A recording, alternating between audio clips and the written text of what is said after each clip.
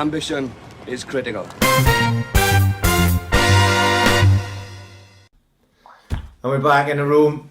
What's happening, Pad? You alright? Yeah. Fucking great. Such Port Tennant is fucking mad. Oh, it's VE Day tomorrow, isn't it? Oh, mate, there's so much bunting over here. I just seen fucking Dame Peter Lynn flying past on one of the junkie scooters. It's fucking mad, mate, honestly. It's fucking great. Yeah, I ran down to my nan's earlier, randomly, in Gosina. Right, yeah. Because I haven't seen my nan for like, I don't know, at least 6 weeks, innit? So Yeah, we had I ran down, had a social distancing fucking chat with her. Yeah, And she's got her house made up like the fucking Queen Vic, you know? Oh, very good. Yeah, the full shamonky. And you know my brother, he's a proper Rule Britannia, and he had his British flag hanging out of his windows and all that. So, Oh, very good. yeah. It's gonna end in tears tomorrow. We had the old Bill over last week. He was all raving up the front garden. Oh, yeah, it looked fucking tremendous. Yeah, I was out there raving with my fucking tape measure and everything, make sure everyone was 2 meters away. We ended up doing lines of it though. I don't think that's what it was meant to be. What did the old We Bill... went up for a game of bingo, mate. Fuck you now. We ended up finding the grammar whiz on the back of the fucking settee. That and a fucking bounty. Donna's fucking went mad and we said that. You're not going to do that. And you don't know how long it's fucking been behind it. Fucking hell. I don't even like bounties at Alcat. What did the old Bill say when he turned up? He was laughing, to be fair. He was all fucking dancing on the wall to freedom desire. You know what I mean? We're not exactly called it fucking mayhem, are we? You know what I mean? Yeah. But there's a lot who can't take it. Apart from change the music, we are more indie bands.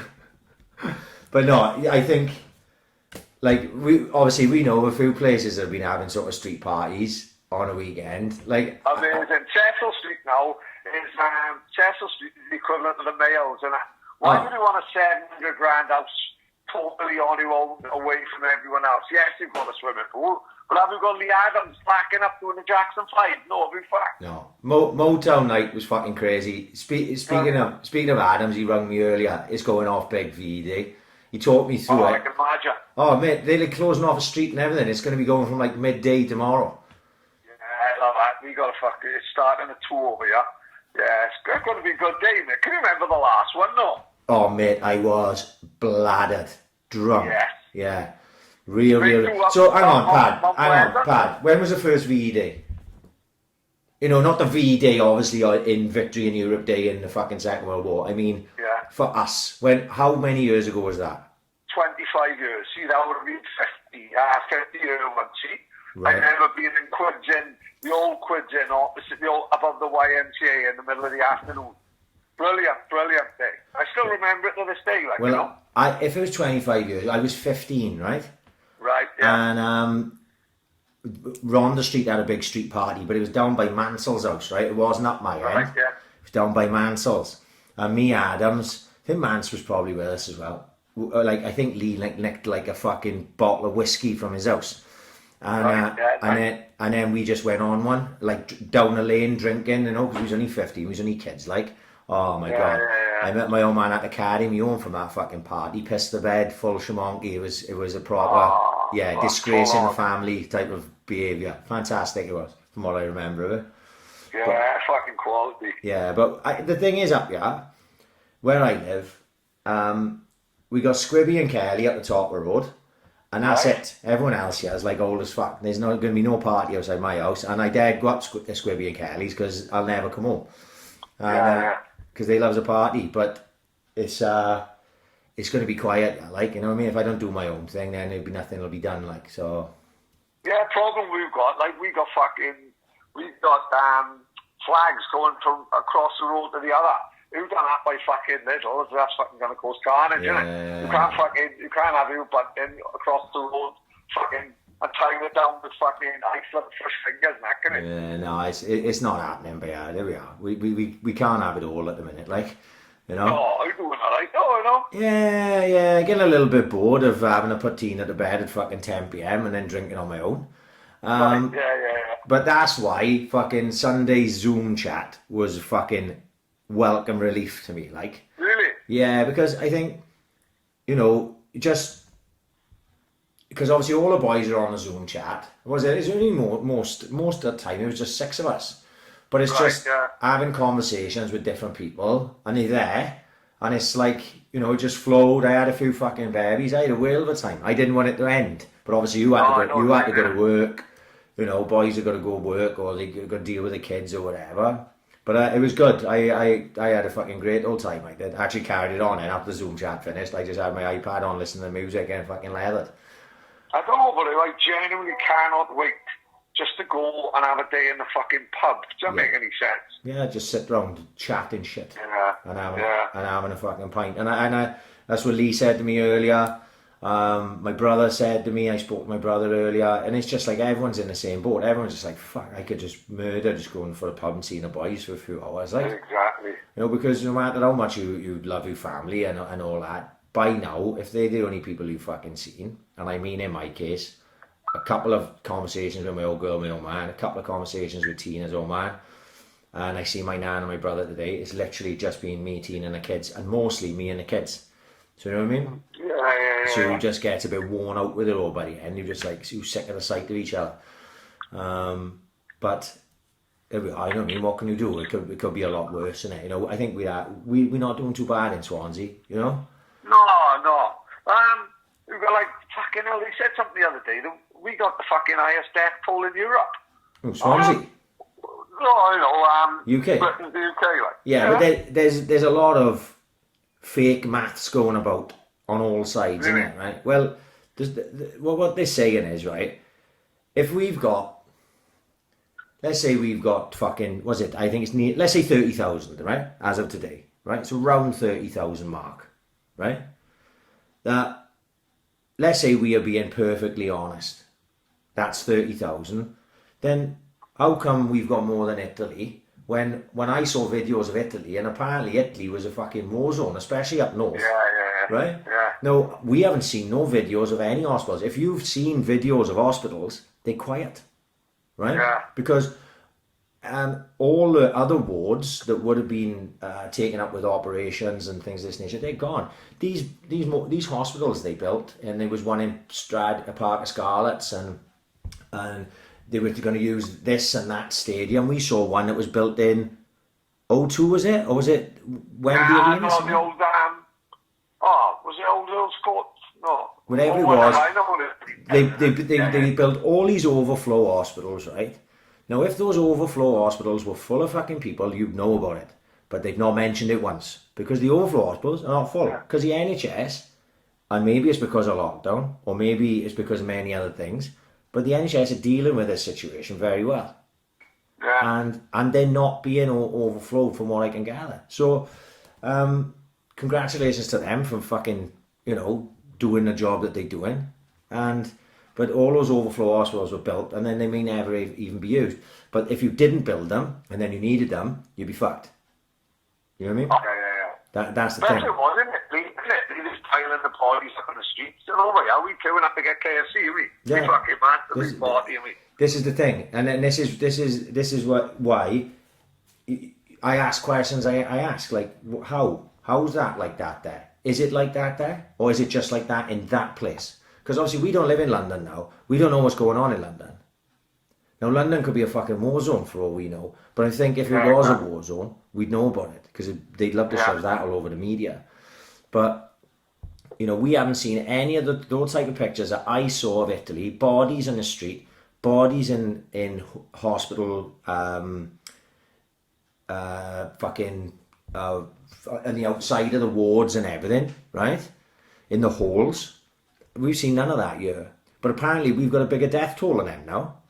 Yeah. So how's that then? I don't know. Something don't add up. All I'm saying is, something don't add up somewhere. If we are telling the truth, then Italy can't be. Right? So, you know, Germany have got a half-decent death toll as well. Not like you're adding it up like congratulations or nothing like. But no, I know. Merkel, she's on about fucking starting a Bundesliga next month. Oh, fuck, yeah. I think Bunda got a fucking... she got an hacker on May the 4th, innit? Fucking Leverkusen, Bayern Munich and Schalke at the win, isn't she? 100%. May the fucking 4th. Fucking chill out, lads. Right. You're fucking crazy cow. So... So what you've got to look at is you've got to weigh it all up. You're trying to tell me that China, the epicenter of this fucking thing, if you believe everything, the epicenter of this place, China, the most populated country in the world, got not even 4,000 deaths. But us here, this little island where we live, this little island, thousands of miles away from China, thousands of miles away from where it apparently started, right? We've got a population of 65 million, where they've got a population of billions, right? And we have got 30,000 deaths, and they had like near enough 4. Does that make any sense? So, right. So we all know that China are lying cunts. So that don't make no sense, does it? There could be a lot more deaths in China than we know of. You know, is what I'm getting at. So everyone should be questioning everything. What they'd like to pump the media, they love that headline. UK fucking highest death toll in Europe, or second highest death toll in Europe. They love that. They couldn't take that off the fucking news because it's always got to be doom and gloom. You know? Yeah, but the next day, and they say we're opening Monday. Yeah. So like I said, Pat, right? I haven't been out a lot. I've done my bit. No one can look at me. No, you fucking all you've done is stay and get pissed and do keep up. Right. So you know what I mean? You know, you fucking treated it seriously. Like. No one can say to me, and bear in mind that my mind is still not made up on whether this is a serious thing or not, believe it or not. So what I'm saying is I've done my bit to complete lockdown, everything. And I've been out of the house a handful of fucking times.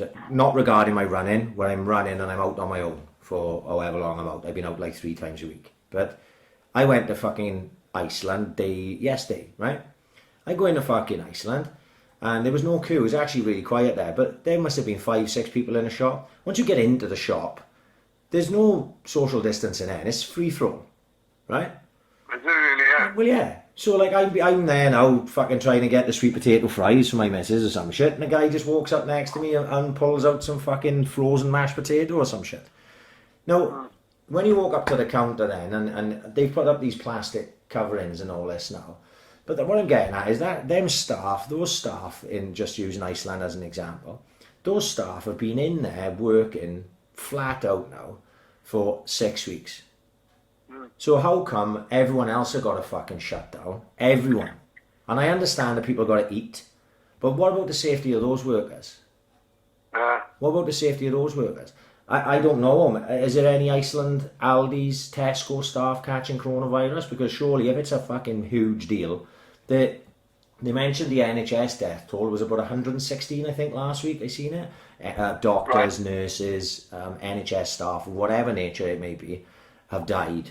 Okay, and what about the fucking shop staff? Because they've been there working in and around people. I know they may not be on COVID wards like a lot of NHS staff would be, but they're all in the public. I walked around Aldi's 2 weeks ago. It was the only other time I went over there, and I was talking to Riso, you know, Matthew Rees from Bishop Vaughan. Yeah. Talking to Riso, me and Riso was having a fucking chat. Riso's out there stacking shelves and putting the fridges. You know, what about his health and safety? You know, I'm still trying to work out, you know, how come some people have to stay in and some people have to stop working, stop doing everything, but other people, it's like, no, you're right, you crack on. By all accounts, it's like quite a relatively high fucking death toll of like bus drivers in London. Not because there's fucking people just jumping on the buses and no one gives a fuck in London. Right. Even the police are having fucking mass gatherings, fucking clapping the NHS on London Bridge on a Thursday night. That was fucking ridiculous. No, so if the old bills don't give a fuck, why should fucking Paddy, who works in fucking the market and Fulham Road, give a fuck? He's going to go on the bus licking the bum next to me. Yeah, you know, I think, like I said, I've talked to anyone about it, I think in Swansea we're very lucky. We're not, even though we are a city, we're not a massively urbanised city. Right? Oh, we're a little village, in the grand scheme. Yeah, in the grand scheme of things, you've got a handful of tower block flats, right? In London, those tower block flats, like we know Griffiths John Street and Matthew Street and places like that, they are fucking everywhere. And those people are living on top of each other constantly. And in those areas are deprived, poverty-stricken areas where there's gangs, right? Antisocial behaviour, and they're not going to listen to no fucking lockdown.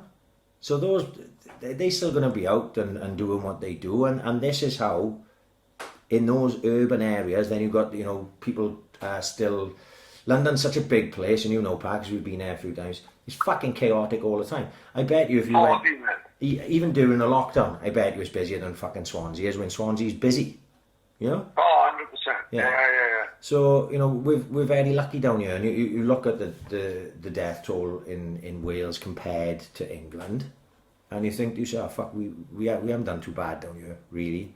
No, of course, yeah. You know, you've got to, everyone wants to look at the negatives all the time, and I'm sure, obviously for a lot of people, you can only see negatives because they would have affected their lives massively.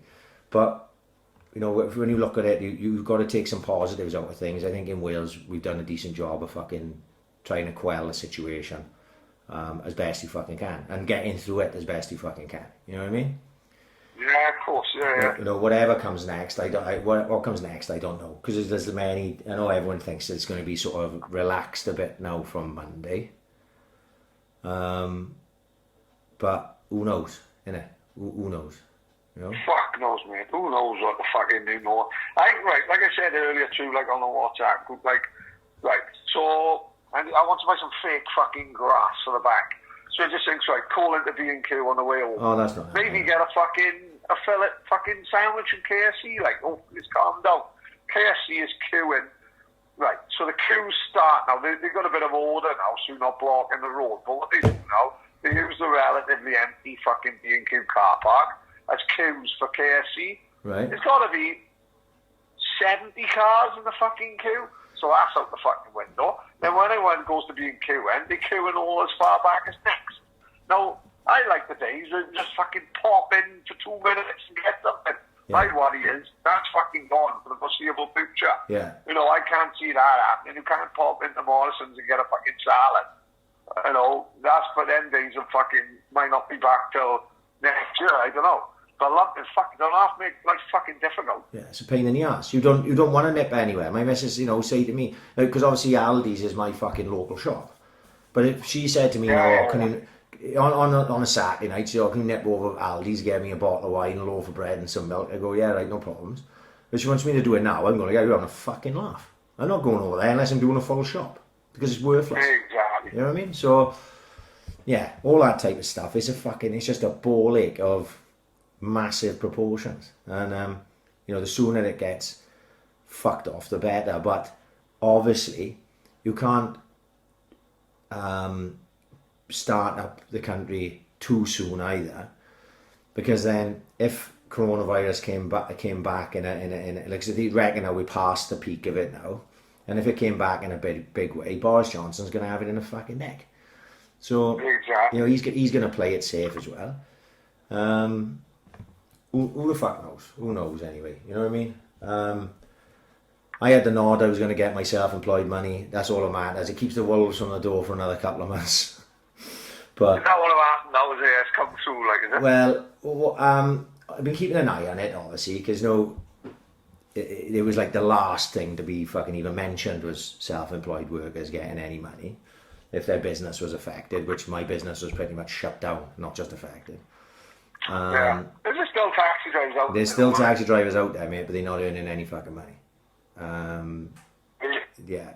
So I was lucky, like I said, we talked about it, but I was in a position I'd saved money, and even though that money was for savings and to do things that were fun and holiday or whatever, that money's now getting spent on just paying my fucking bills. So whatever. Well, this is the fucking archetype for rainy fucking day, isn't it? Well, yeah. You know what I mean? So look, you know, thankfully I got that money, right? But there's boys who are out there working out day in, day out, and I see them because of where I live. I see boys out, and I see the same boys. There's not many out anymore, and I think to myself, fuck, you've put yourself in a position where you're forced to go to work. You're forced. Like my opinion on it was, if I was still earning decent money, I'd still be in work, right? Yeah. But am I going to risk potentially getting coronavirus because it's supposed to be a big deal? Am I going to risk potentially getting coronavirus for the sake of a couple of £100 a week? No, I'm not. Right? So anyway, that's by the by. So I decided to pack the work in, and then obviously they come with this 3 months at like 80% of, you know, your what my self-assessment tax returns have been for the last 3 years. Obviously, I've been self-employed for coming up on 17 years, so they can go back further than that than me, but they only take in the last 3 years. So they take an average, they give me 80% of that for 3 months. Now, don't get me wrong, it's, you know, they're going to give me money. It's not going to be a massive, I reckon there'll even be a scam in that somewhere. Like, where they're going to give me the lowest amount possible they can fucking give me, and they're going to go, there we are, Mr. Prim, just be happy with that. And that's pretty much all I can hope for. But, like, even though I thought that I passed all the criteria, like when they were putting information out, I passed all the criteria, you still, until you know, you're still a bit on pins, you know? It's like fucking hell. No, of course, Can they just let me know? Could they let me know fucking 6 weeks ago? Yeah, don't worry, you'll be all right. Like, just sit tight. But this week you could check. So you went onto like the Gov website and you put in your UTR number, which is your unique tax reference number. Put that in, and it told me, yeah, you are eligible and you'll be able to claim from this date. And you just got to contact them. You go through a list of questions just to check criteria stuff, and then they go about the process then of checking my financial records and blah blah blah blah blah, and they hope to pay out like within 2 to 3 weeks or something like that. So for me, because I'm not spending money like I would, because I'm weekend millionaire, like we always go out for food. I take the kids wherever, and I buy clothes and trainers that I don't need, and I do all this stuff. And like, since I've been off, obviously I'm not doing that. So I don't actually need anywhere near as much money as I would under normal circumstances, you know? Yeah, of course. I think everyone's realised that. Everyone seems to think that, don't they? Yeah. We don't half waste our money on shite, but you know what? We're going to go back to normal this, I think. It's all very well saying, fucking hell, I don't need much money to live. But when you're stuck in a fucking house, of course you don't need no fucking money. No. I genuinely, all the money I spent since I've been off work, but obviously not taking into account my bills, which have not changed, you know. I look at council tax and it comes through at about fucking 140 notes or something like that, and I think to myself, you scamming cunts. That's the one I hate the most. The fucking council tax gets on my wick. And I would have paid 50 quid a month more than me then.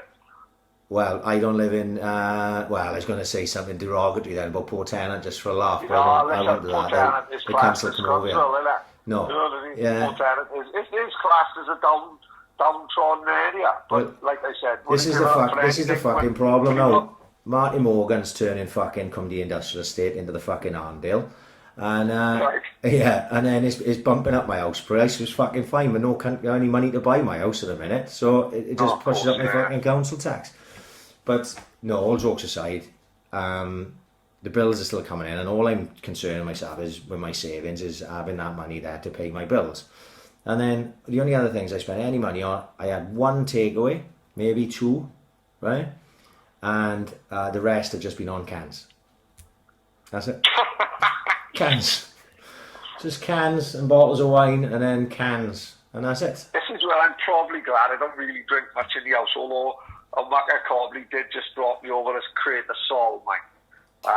He's in Morrison's and he just dropped one over on his way home to his mother's, which is nice. So I got 4 bottles in front of me there, but I got a massive bevy in the house, like. I'm still having takeaway. See, I'll fucking sniff a takeaway. I'm fucking the littlest hobo fucking sniffing out the fucking crime in a small American town. You know what I mean? What have I had? We've got what I like now, everyone's adapting, innit? Yeah. Like Daddy-O's now probably would never done deliveries, or I know she was deliveries. Like Daddy-O's is adapting. Like Ryan All at the Optimist, the smoking griddle there, adapting. Denny's is adapting. Everyone's just finding new ways to make money, innit? And if fucking having people collect from you and having deliveries is the way forward for the fucking foreseeable future, then good luck to everyone opening. I think it's fucking great. The more people open now, the better. And I hope everyone can go and start earning money. Everyone I see opening now seems to be rushed up their fucking feet. Like you see that thing with KFC in the fucking week. I'm not queuing for 4 hours for the fucking... No, fuck no. For the fucking bargain bucket and a fucking tub of gravy. But fuck me, there is a lot of people doing it, mind. You know what I mean? Yeah. There's a hell of a lot of people, like. And the best thing is, if that 4-hour wait, if that crazy American guy is working, that's going to turn into 6 hours. Because he doesn't give a fuck. He don't know what's happening half the time. The crazy American. Every time he talks to me on the fucking, talks to me on the drive-thru, I think I'm in Chicago. It's fucking brilliant. He's the right character. I don't have KFC much.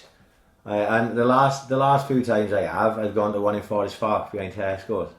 I haven't been to the one anymore. Forest Park, is there one up by you? Is there? There's one by the Mary Dillwyn, you know the pub behind Tesco's? Oh, right, yeah. Yeah, there's a KFC in there. So we've had it a couple of times. If Niall's been playing down, I don't know, wherever, sort of in anywhere down that direction, when we've come back in, we'll call in. Or sometimes my old man has a lift with me, and if I got to drop him at his house, we'll go to KFC in for food. I loved how my missus showed me once a video like KFC like deep fried a rat and they put it in someone's burger, and like my missus ain't fussed on fucking KFC. Right. Must be the only thing she don't like, the fat cunt. And she showed me a photo of this fucking dead rat in a bun, as if that's gonna put me off. Fucking hell, there's a tub of gravy next to it. Mate, I was up there within fucking 7 minutes having a fucking bargain bucket. Fuck, I'll take the risk.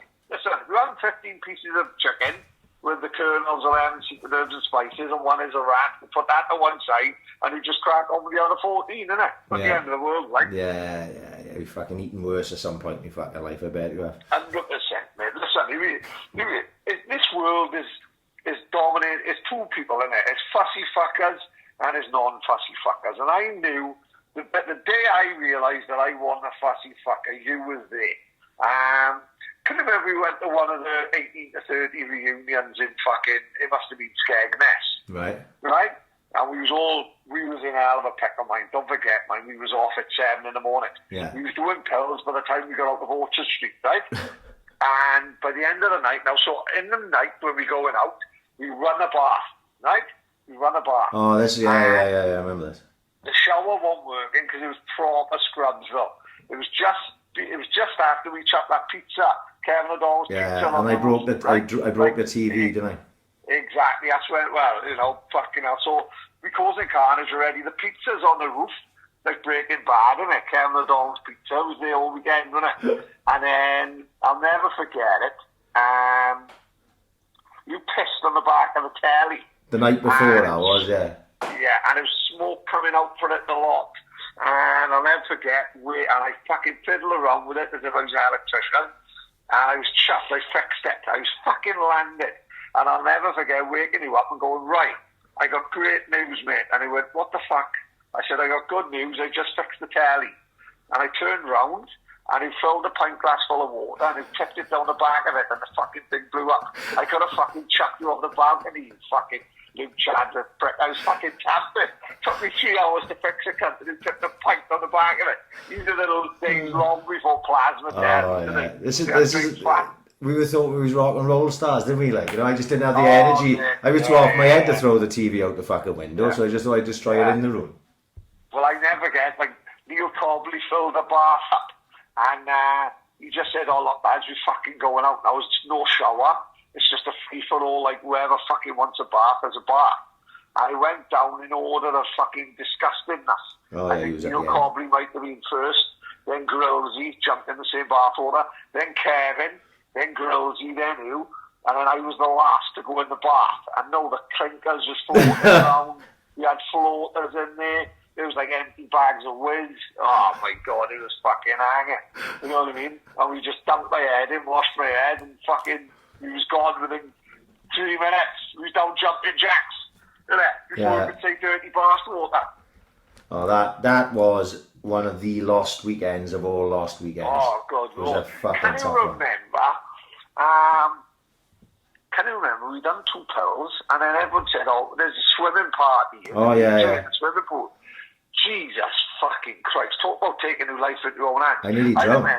I remember when they said you weren't supposed to go swimming on a full stomach. No, after eating lumping fuck. Try fucking swimming after a gram of whiz and 3 Mitsubishis. Fucking hell. Drunken Goody, wasn't it? Kevin all called it. Drunken Goody was fucking crying. Everyone else is going down the slides. We just in the fucking shallow end looking at each other, praying that we don't die in the next 10 minutes. Move I was swimming, wasn't it? Loved it, fuck. I was all Greg Louganis, and I'm a proper water baby. I love swimming. They're like, Jesus Christ, I was just glad to get out there alive. No, I went in there with full armbands and everything, just in case, like. Yeah, this is how we'll survive coronavirus, because we should have died fucking in the late 90s. Oh fuck yeah! You know what I mean? When he said to me today about thanks for telling me as well 2 months after I've had it about the flu jab could bring on the coronavirus. Oh, which is well, hang on, that's not quite what I said. That's not quite what I said. Yeah, let me explain before you fucking slander me. This is what I was trying to tell you. I had literally just found that out. So without dropping anyone in the fucking shit, certain people that I know, they're NHS staff, and they were told, like, you have to have the flu jab. If you go off with the flu, if you don't have the flu jab, then this is obviously way before coronavirus, right? In the winter, going into winter time, innit? Yeah.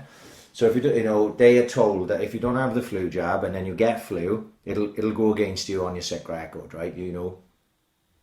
So they're all sort of forced into having the flu vaccine, and then obviously, what I was told was that out of 12 staff members who were on a ward with this person, 10 of them had coronavirus. Obviously, none of them seriously. A couple of them were ill or whatever. None of them seriously. But 10 out of the 12 had the flu jab, and the two who didn't have the flu jab didn't get coronavirus, right? So there's like I say, I only talk about what I see and what I hear. I don't know any facts, It's just, and there's something out at the minute, right? Now, there's this documentary I got sent yesterday. It's literally 25 minutes long, right? And it's called Plandemic, right? The hidden agenda behind COVID-19, and it's got a little bit in that documentary. It's literally 25 minutes long about the flu jab, right? And how it seems to exacerbate coronavirus symptoms. Now, I got that documentary. It was on Facebook. Actually, the first time I saw it, right, my missus showed it to me randomly, and she said, "Oh, you're into all this," and I said, "Well, will you watch with me?" I watched it with my missus, right? And my missus is a proper non-believer. She sits down, she watches the BBC News. She lives in her bubble. Every single day is the Truman Show to my fucking missus. You know what I mean? Nothing happens outside 608 fucking Command Road and fucking wherever she works, like, right? So she watched this documentary, and it is perfect for the non-believers, because what is about this doctor in America who was a virologist, and she was involved in high-level virology, let's say, and she realized a lot of pharmaceutical companies and certain names were using it to be corrupt, right? So they reckon this guy called Fauci, he's one of the advisors, like, in the fucking government, but Trump doesn't trust him and all this, some sort of bullshit. He, like, held on back in the 80s, apparently, like she says, that they found out that HIV was a real thing, but they didn't they didn't tell everyone straight away. This Fauci's, like, buried it. He was like, don't tell anyone, because the reason was he was trying. Like, who's Fauci? Is he the New York mayor? No, right? Okay, go on. He's the guy he's advising on fucking coronavirus to the US fucking government, right? But he buried it and then patented stuff, right? And made millions. But when it came out then, when they allowed the fucking information out, he made millions, but it was another year or so down the line. Well, how many other people got HIV in that time, right? When they weren't letting people know that you can get HIV through, many methods, intravenous drug use and things of that fucking nature.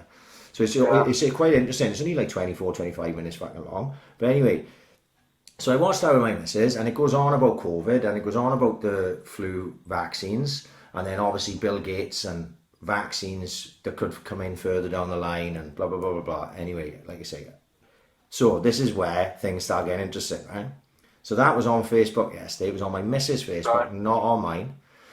About 2 hours after I watched it, my brother sent it to me. He didn't send it to me through Facebook. He sent me a YouTube link. So I was going to post that, send that YouTube link to someone this morning and say, "Oh, look at this." Clicked on the link. It's been taken down. Right? Oh my goodness. Went on Facebook, taken down. Right? Oh Jesus. Now, nothing in this documentary, right? Nothing in this documentary says COVID doesn't exist. Nothing in it says that, right? But it explains other things, and it's out there against the big pharmaceutical companies and that. And this woman, this doctor who's in it, this virologist, she was locked up by the American government for speaking the truth. This is not Trump's government. This is back, you know. She was locked up. She was locked up, not charged with anything, locked up, Right. and actually was said that we let you out, but you have to have a silence order. And that silence order is now passed. So now she's coming out and she's fucking saying what happened at the time. And she's sitting down with all these, you know, they wouldn't be mainstream media journals in America, but she's sitting down with, let's say, alternative media journals and sitting there and telling a fucking story where they made this small documentary called The Plandemic, The Hidden Agenda Behind COVID-19. It's interesting to watch because it only fuels my fire of what I sort of said fucking all along. And they took it down. So I told my brother, I said, "Mark, they took this down." Like, he sent me like 4 other links from 4 other random places. He said, they keep taking it down, but people keep putting it back up. See, so why are they hiding this? If it's nothing to be nothing to be afraid of, because it's not in there. Like, unlike David Icke, who got deplatformed last week, right? And I actually said on last week's podcast, Icke was next, right? He would be taken down from YouTube and Facebook and that. He got taken down from Facebook, and then he got taken down from YouTube on the weekend. Now, the reason why Icke got taken down, I can completely understand. Like, he's saying coronavirus isn't the thing at all. He said it's not even real, right? Now, I can't believe that, because people are dying, like, right? Yeah, of course, yeah. People are dying, like, there's I know the vast majority of people dying will be vulnerable or of an age or whatever, but there's healthy people are dying. There's like I said earlier, there's like 116 like NHS staff at the time when I heard that number with last week. 116 NHS staff, they wouldn't have died normally. Yeah. Right, so they can't tell me there's no coronavirus. But anyway, because he went out and he said that, they deplatformed him. They took him down from YouTube. See, so I can understand that, even though I don't agree with censorship.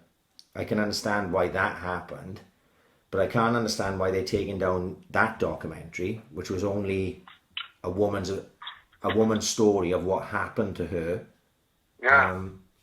living in America and being basically locked up for nothing, for just speaking the truth about how pharmaceutical companies were making billions through vaccines that people didn't need. So what's in happening? America, though, it's very much like the medical industry is very money fucking orientated. Yeah, they are the Illuminati, isn't it? You know what I mean? That is in the scheme of things with the, you know, whatever deep state and all this. The pharmaceutical companies are front and center because there's so much money. Like in the States, you know, if a kid's got diagnosed with ADHD, without even thinking, it's like Ritalin. Give them that, give them that, give them that. And then from a young age, these kids are like slammed full of tablets, because that's where the money is, you know. And there was that video a couple of years ago, where that young kid had like really bad, I think it was maybe an autism and ADHD mix, and they could not calm him down, the kid. And the father's telling the story, and this never made it mainstream, of course it didn't. But it was on Facebook all over the place. May still be able to find it now, fucked if I can remember what it was called. But the father was like, the kid was having fits and everything, and he's like, look, we don't know what to try, but they come up with CBD was just becoming a thing, like, and they started weaning the child off the tablets, because they couldn't just take the child off the tablets, because his body was dependent on the tablets, and it would be like going into fucking withdrawal from heroin. right? But fucking crazy. crazy, and this is a kid. I mean, like fucking 8 or 9, like.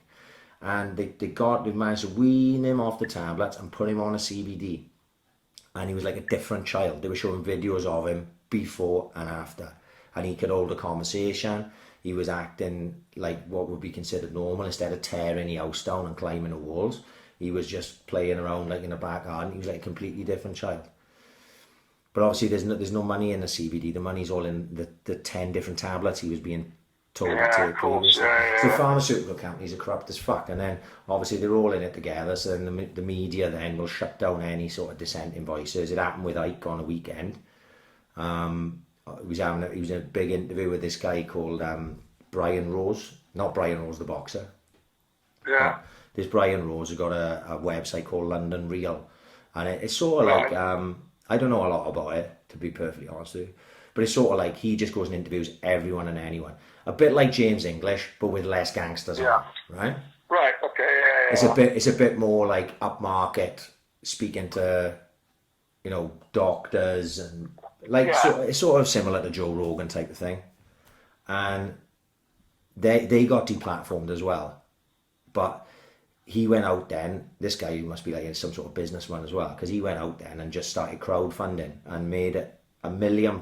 He got 25,000 subscribers on like Patreon or something. Yeah. Made like $1 million. So they set up their own platform. So they don't need YouTube, or they don't need Twitter, they don't need anything like that. It's called London Real. Right. Anyway, I had been on it once, and this is when it was on YouTube. They had 10 million views. Right, this was in January when it was just starting. 10 million views. Right. The second one was the one that went up and got taken down straight after it went up. Right. Yeah. They reckon it was set to do 40 million views, and that's what I was talking about a couple of weeks ago. So then, obviously, then what happened is YouTube and them, they deplatformed them all, so they'll never get those views. But I watched a half of the interview with David Icke. It's like 3 hours long, so it's quite a lot to take in. You know what I mean? Yeah. But it's interesting stuff. Like I said, I can't really get down with the fact he says coronavirus isn't real. I can't get down with that. You know. Yeah. But he ties in all sort of other conspiracy stuff quite well. He's quite intelligent like that. But there was another video I got sent in called COVID 1984, and that was like a sort of debunking of the virus thing, and I posted it up on Twitter, and it got taken down straight away. Yeah. So that's two. Forget the David Icke stuff and that.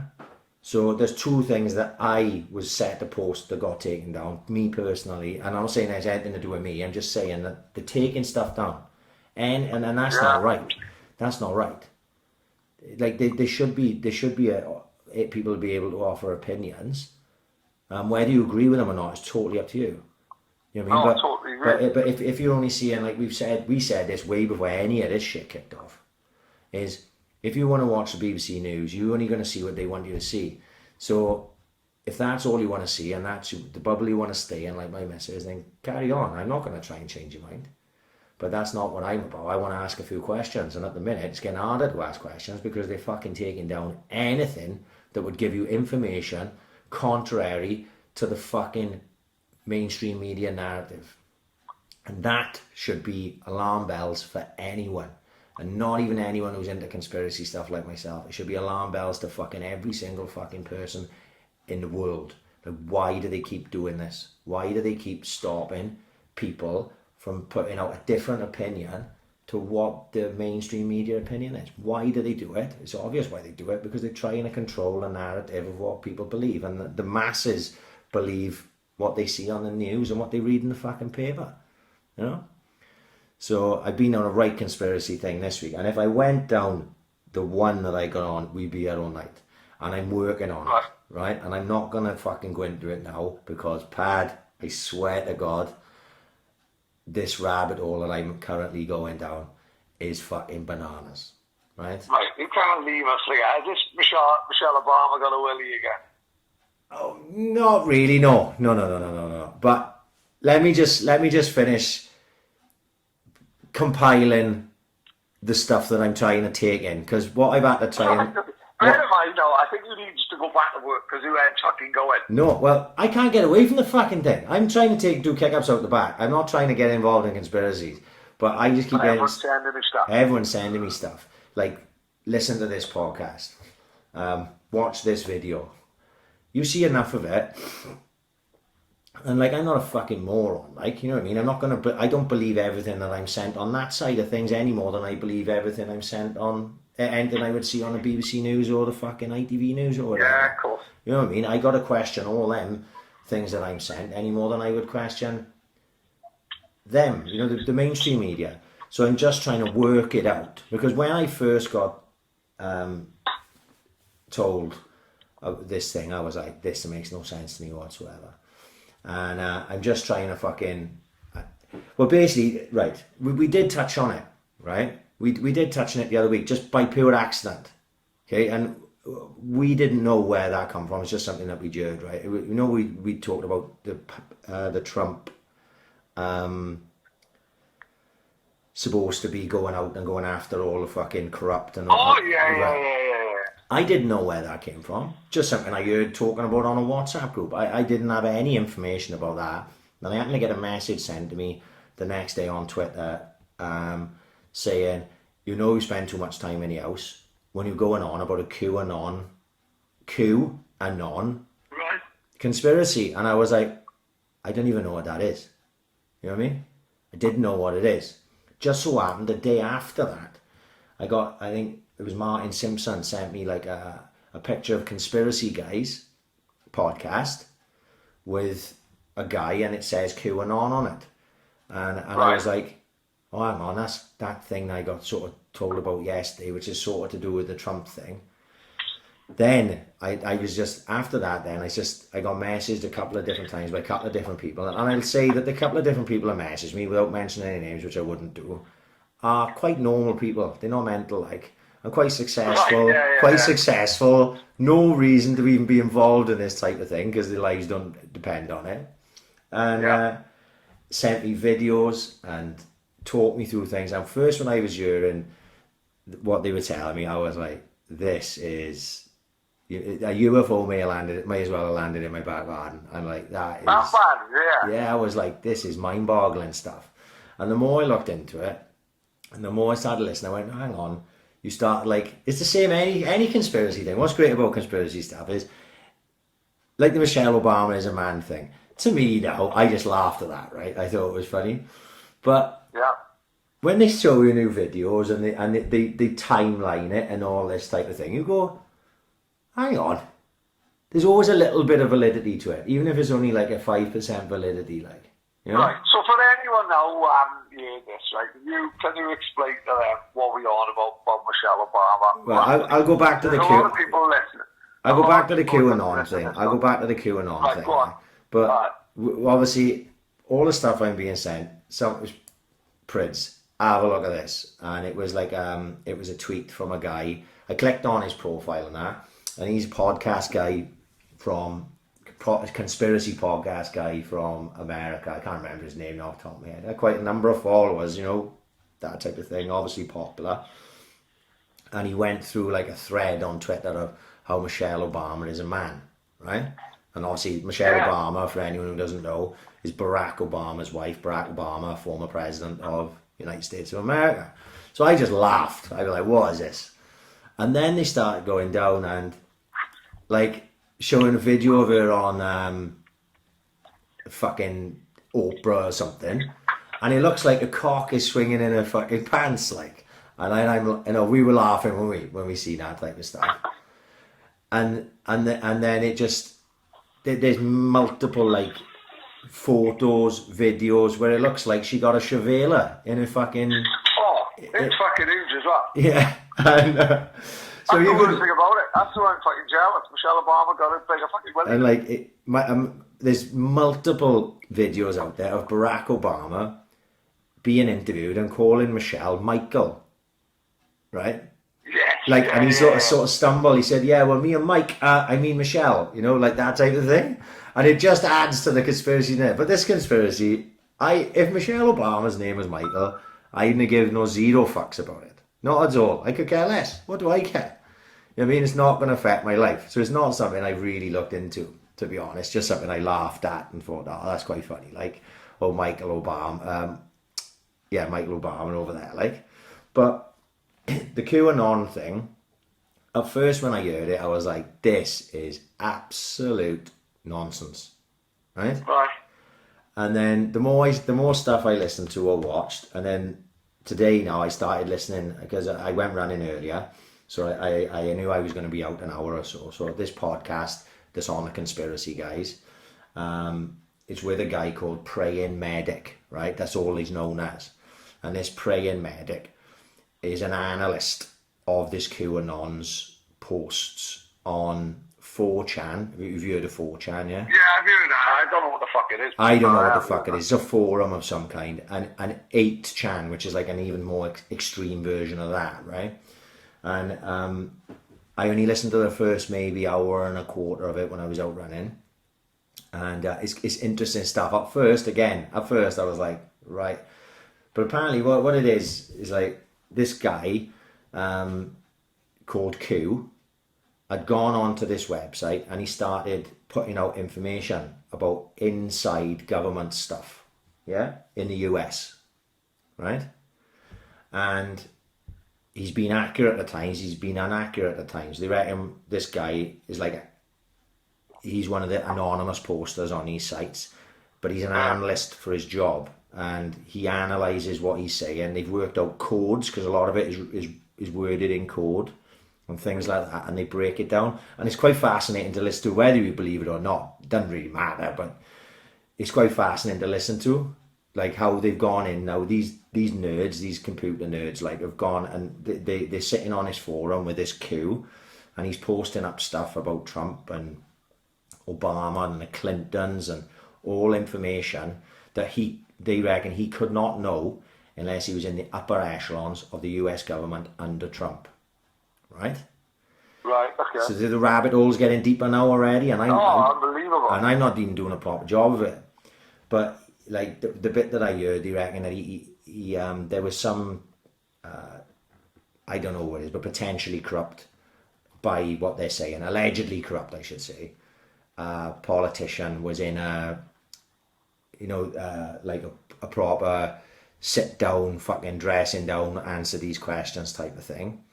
And that Q, he put up the transcript from it, right? Yeah. 2 or like 8 hours before it was released officially. So they're saying that what they were saying was he must have been in there, yeah. See? So it's all sort of like rabbit hole stuff. They start going down, even it confuses the fuck out the conspiracy guy who's fucking really good at what he does, like, you know? Yeah. And it's fascinating to listen to. How much I believe of it, I'm not 100% sure. But because this is why I'm trying to just take it all in at the minute. I'm just trying to like work it all out. But the long and short story of it was, like, I didn't know these things, but apparently Trump passed a bill in 2017, which was like going to go after corrupt illegal funds that they could tie to child sex trafficking rings and all this and that. And apparently he was in a proper White House meeting, and Trump apparently been dropping in hints for ages, like that he's going after these sort of Illuminati people.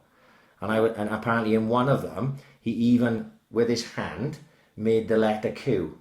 As he was walking away, he turned around and one of that and the letter Q. Now, I don't know if that's true, right? As I was hearing that, and I was fucking running wherever I was like, I gotta check that out. Is that true? And apparently he said stuff like the storm is coming and like all these keywords that keeps coming in with this Q character, like. Right. So you can imagine this conspiracy just grows and grows and grows, doesn't it? You know? But it's proper a lot to take in. Now, I didn't realise this, and the guy said, you won't know this, but there was massive arrests of Saudi royal family, Saudi government, and Saudi businessmen, right? That were all involved in fraud and all sorts of shenanigans, let's put it that way, in November. And apparently the US was involved with other members of Saudi government and that, who are on the good side of things, let's say there's a line, a good and a bad, and it's the beginning of the house of cards starting to fall, and word is like, you know, even you know why all these CEOs started fucking resigning.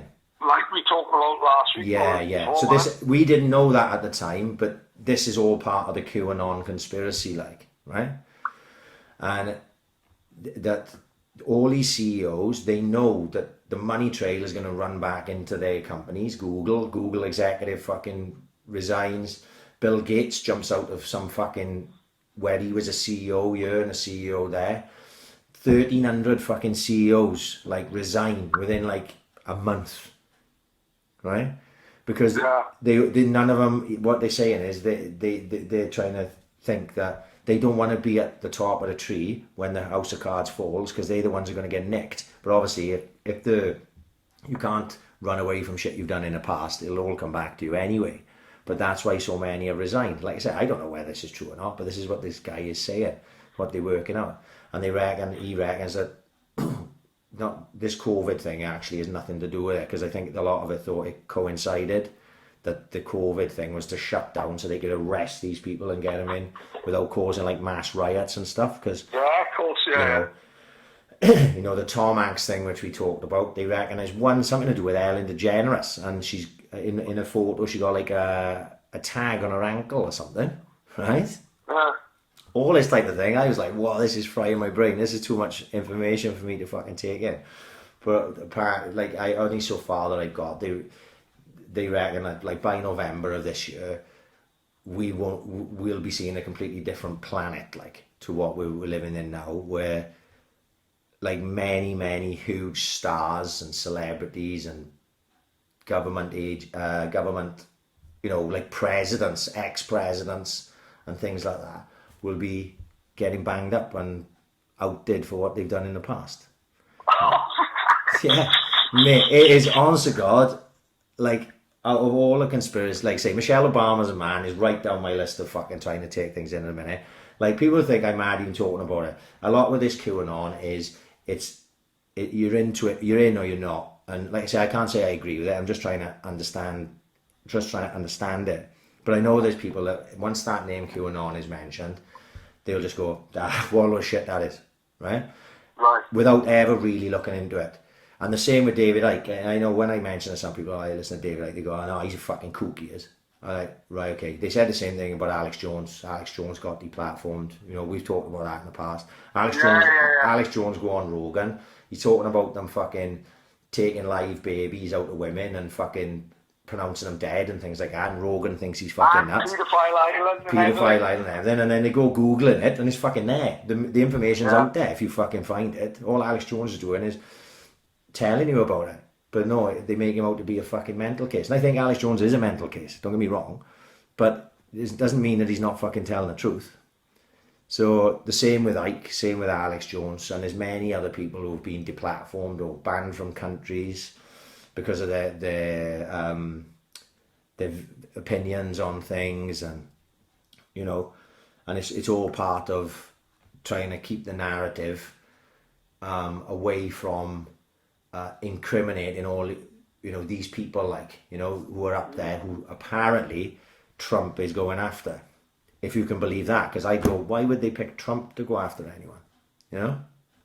Yeah, of course, yeah. So, like I said, I don't know, mate. It's fried my brain the last 2 days. Because, like I say, yesterday morning, I think there was the first sort of real thing I heard about it. I was like, oh my God, that's right out there, that is. And this was coming from a real intelligent bloke, a real successful bloke whose opinion I value. And I was like, wow, hang on, this is frazzling my brain a little, like. And then it just went on from there. I had some stuff off my brother and then down to listening to this podcast today. But it was, if nothing, even if I end up thinking it's a load of shit, it's just fascinating and passed a bit of my time, like, you know? So, oh fuck, yeah. There's more. Granted, you can't sleep at night. The way I see it is this, Brad, right? Is it's not nothing to do with me. I'm not involved in it, right? In any form of it. But only time will tell on those type of things, isn't it? So let's say, for argument's sake, we're still doing this podcast and we haven't fucking died by this time next year. We could be laughing about going, fuck, remember we were talking about that QAnon shit? What a load of nonsense that turned out to be, right? Or we could turn around and go, fuck me, that actually played out like it was called, you know? So yeah, of course, yeah. at least it'll give us another half hour's worth of fucking content in a year's time. Oh, fuck, yeah. Mate, listen, we're conspiracy fucking mad over here. And, like, being off fucking work just fucking, that just only increases it, doesn't it? The thing is, like I said, you dabble, you dip your toe in it, and then people who are into it more than me know that you're prepared to dip your toe, and then they just bombard you with stuff. And some days I can't take no more. Can I just watch fucking videos of boxing interviews? I haven't watched IFL since I've been off. I haven't had a fucking opportunity. I'm too busy watching fucking conspiracy videos. Have you seen a new video today with John Fury? Why is he want to have a fight with Tyson? Let's be fair, innit? No, the wives on about the other one with that Nick Theo guy. We haven't talked about it on here, have we? Well, no, I'm not sure. Maybe we didn't, but I know the obviously he was supposed to have a fight with a guy called Mick Theo, wasn't he? Yeah. So what happened Well, today? that Mick Theo put out another video up, and then John Fury gone fucking mad today. Give out this address on fucking on online and everything, saying where he lives, and he got 10 acres out the back. He said, "I'm not giving this guy the chance to have fame or money. I just want to fucking straighten up with him out my back garden." And if he can't get to Manchester or Cheshire, Billy Joe Saunders have got a lock up in London, a scrapyard, and we can meet there, tomorrow. You second mallet pig, he calls it.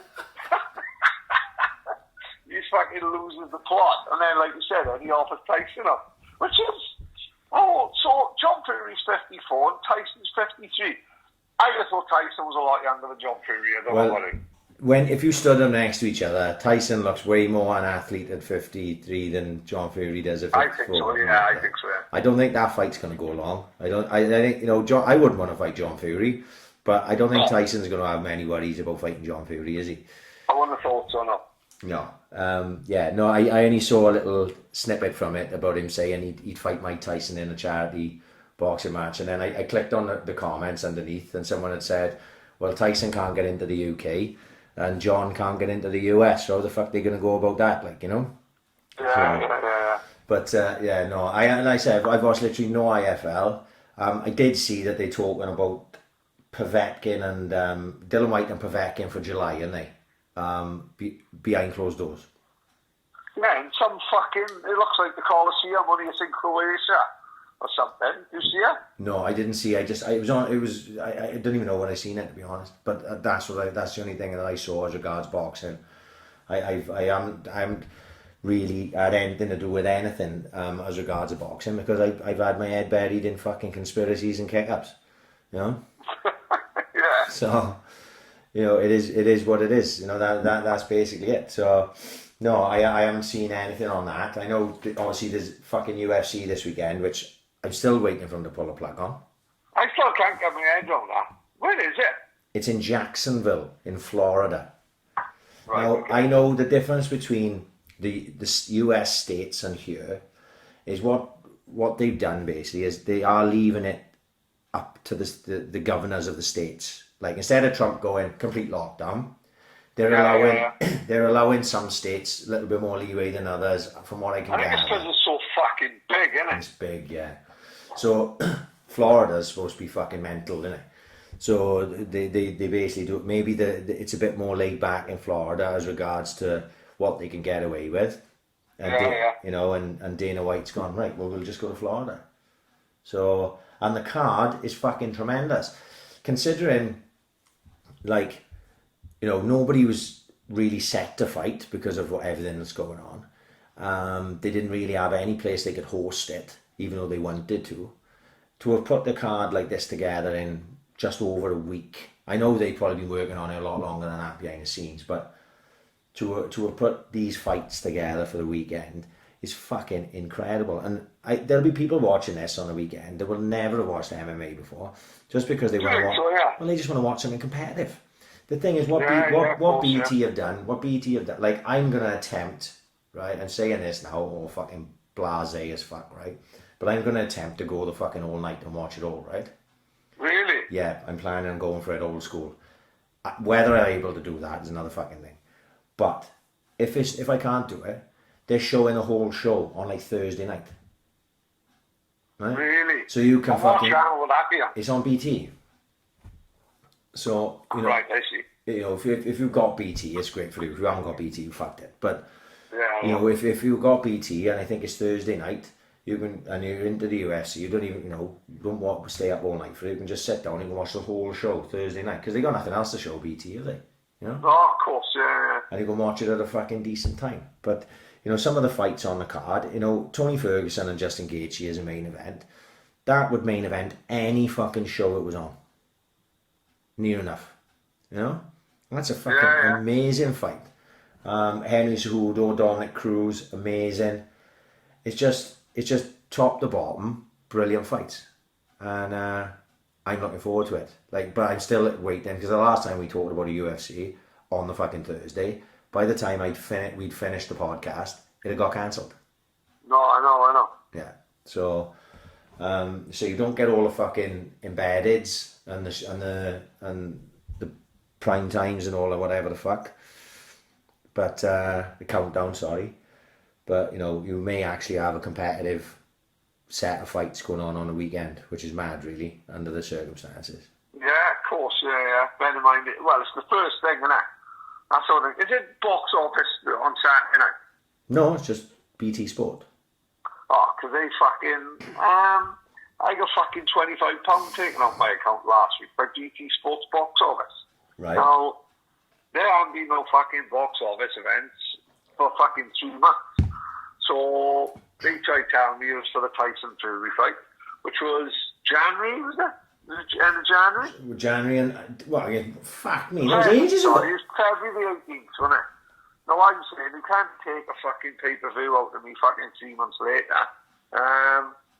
So I got that problem we've got now in the world we live in at the minute is everyone's fucking call centre shut down. Yeah. So they're taking money out and then I got no fucking to moan about. So fucking hard work actually. I won't be paying no fucking pay-per-view this weekend. I don't believe it's a pay-per-view. I'd have to go and check it again. But I don't believe it's a pay-per-view. You know, you'd like to think not under the circumstances. No, of course. They just want to get a show on. You know, Dana White is like, fuck the coronavirus. That's literally what he said.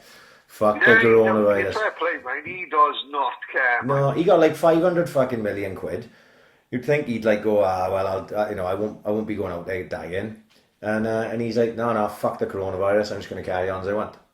So I don't admire that, man. Well, he's like you say, these guys. What people don't realise on the side of that is these fighters don't fight, they don't earn the money. So, you know, he's trying to provide for these guys. And all these guys probably think Dana White did a fighting on a weekend. I think there's, you know, like probably like 15 or 16 fights. So that's 32 fighters, let's say, potentially. They're all getting paid. Dana White is their fucking hero because they may have been on the fucking breadline for the last couple of months. He just wants to get paid, didn't he? He just wants to get paid. So they are like, fuck the coronavirus. Let's go out and earn some fucking money, like. So I say good luck to him, and hopefully it goes off alright, and then they can do more. And maybe, you know, I know I've seen the little bits I've seen of Eddie Hearn. He's like, he wants to get back because, you know, he's always busy, and they got the same with them. They got fighters now not earning, and it's alright if you're fucking Anthony Joshua. You don't need the fucking money. But if you're fucking Scott Fitzgerald, let's say for argument's sake, who's lower down the card, who's probably earning fight to fight, you need to be out fighting, you know? So crazy fucking set of circumstances, isn't it? You know what I mean? Yeah, it's crazy. It's going to be crazy for a while. You know, you look at the football, and I know Merkel was talking about the Bundesliga going back, and they're saying June or something for EFL clubs are trying to get back. Everything would be behind closed doors and blah blah blah blah blah. And I don't know. We can look forward that far because who knows what's going to fucking happen? You don't know what's going to happen day to day, let alone fucking week to week, month to month. You know, I hope the sooner it gets back, the world gets back to fucking normal, the better for me. But you know, who knows what the people will be allowed to do? You know, so. But we'll see on that. Actually, we've talked about what they should do with the Premier League and the EFL and stuff as regards promoting teams and relegating teams and stuff. Yeah. But Tina's old man come up with this idea, right? And he told me last week, right? So he suggested this, right? Null and void the league from this point, right? As regards, not null and void it, but it's already finished now. So Right. Liverpool are champs. I think a Leeds or West Brom top of the fucking championship. Yeah. Whoever, right? That's it, done. So you promote all the teams. So this doesn't count as regards the Premier League. You promote all the teams in the automatic promotion spots. So Right. in the Championship to the Premier League, it would be Leeds and West Brom, say, go up to the Premier League. Two sides, whoever's top of League One and whoever's second, they come up into the Championship. Yeah? The Championship, nobody gets relegated, but those sides get promoted. Right? So so you get it? So what happens is 2 teams move up into the Premier League. So next season, instead of having 20 teams, you have 22. Nobody gets relegated. You have Leeds and West Brom, and now you've got 22. The Championship's got exactly the same amount of sides, because the 2 sides that come up, or would it be 3? No, it's only 2 come up in it. Because the 3rd spot from League One would be the playoffs, isn't it? So the Championship's got the same amount of sides that it would usually have. And that moves all the way up from League 2 to League 1, and even from the conference. You don't relegate anyone, you just promote the teams that are in the automatic promotion spots, right? So next season then, instead of relegating 3 teams from the Premier League, you relegate 4, right? Right. So the next season after that, the Premier League has 21 teams. And what you do is you just even it out over time, until everyone's back at the right amount of teams you won in every league. 20 in the Premier League, 24 I think in the Championship, and whatever going down. So for a couple of seasons you've got odd numbers here and there, but nobody's got relegated. But the teams that were in the automatic spots get promoted. At that point then, the only teams that get stiffed are the teams that were in the playoffs that potentially could have gone up. But that's a big potential there, isn't it? You know what I mean? Big that's potential. Like you could say. Them teams, the team was 3rd now could go the next 6 games and lose every game, and the team that's fucking 8th could go on a hell of a run and get into the playoffs. So the playoffs as well, you can't even say, well, because they finished 3rd, they would have probably gone up, because the playoffs don't really work like that, do they? You know what I mean? And the thing is, that way you probably hurt the least amount of teams, or you piss off the least amount of teams. I will say, mine, if who gives Liverpool the title now, it will be forever known as like really a non-title, innit? Yeah. You know what I mean? Yeah. No, and that's and that that will mean if they play the games, mate, because they're going to win the fucking league behind closed doors.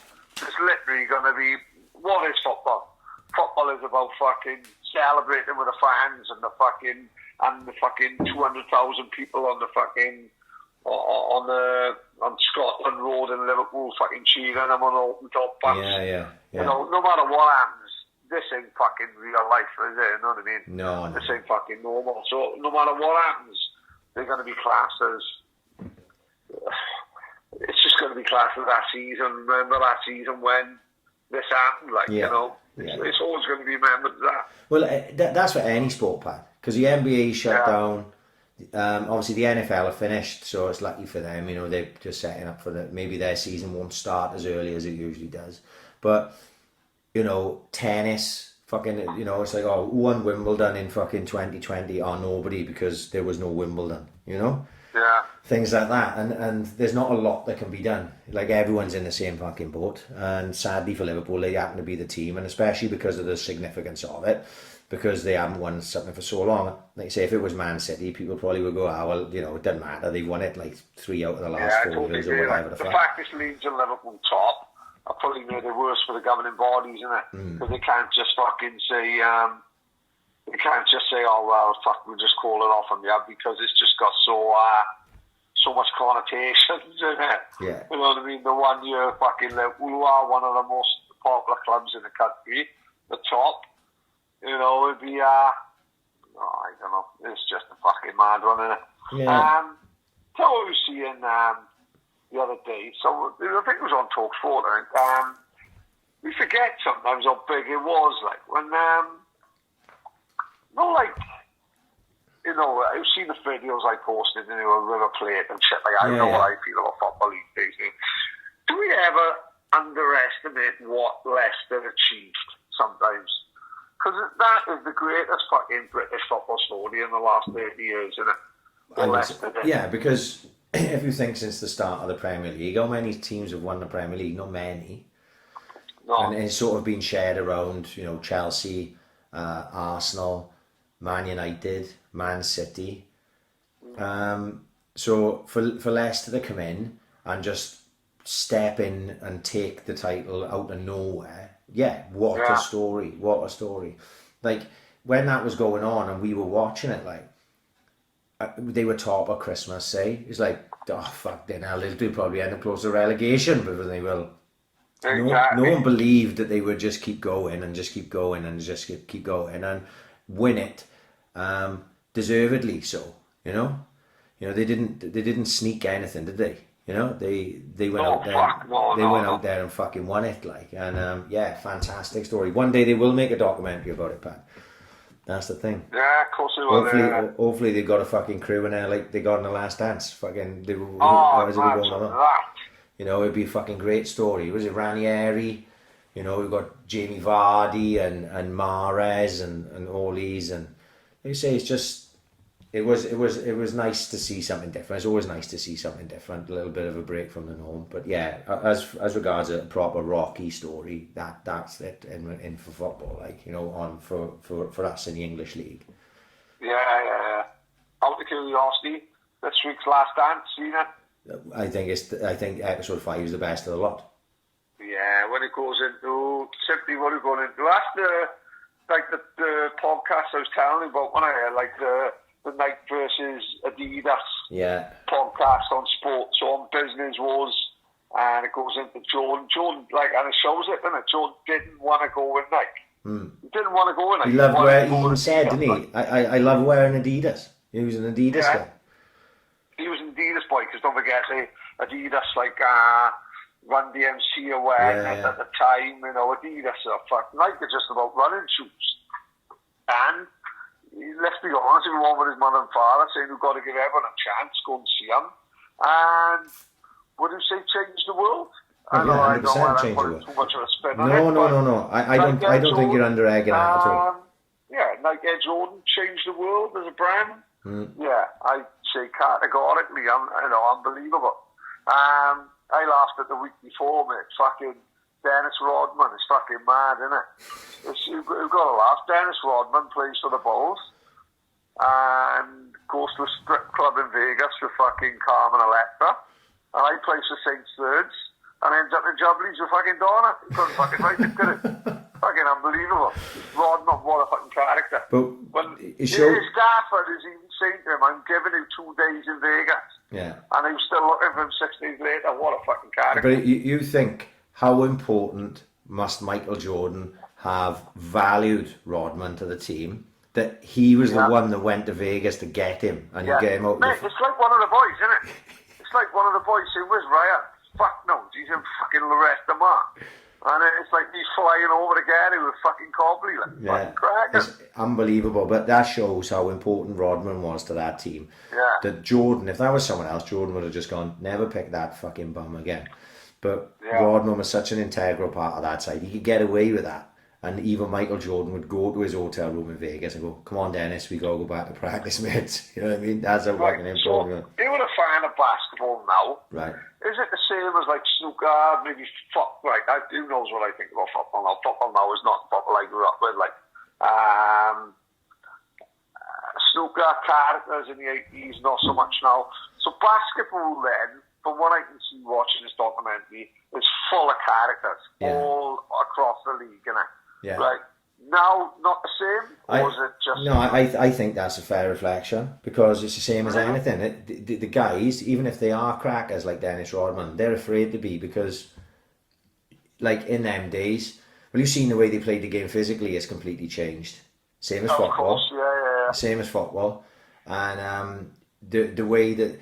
If they acted that way on court now, they're gobbing off to each other and everything. They get technical fouls all over the place. Right, you know, right. like when Scottie Pippen dunks on Patrick Ewing and he walks over him and he fucking gives it the big one, Spike Lee. Fuck, he probably get banned for games for doing that now. So they take all the characters out of it because nobody's. It's the same as you watch an interview with a footballer after a game, and he's just like it's just like cookie cutting answers for everything because he's afraid to say what he wants to say. Like Yeah, of course, right. and it's the same with the NBA. You watch the NBA interviews after the game; they're very candid, like because they say one thing out of turn, they get a fine, like you know. But what it does is it takes the characters out of the game, and everyone becomes fucking grey, you know, and boring.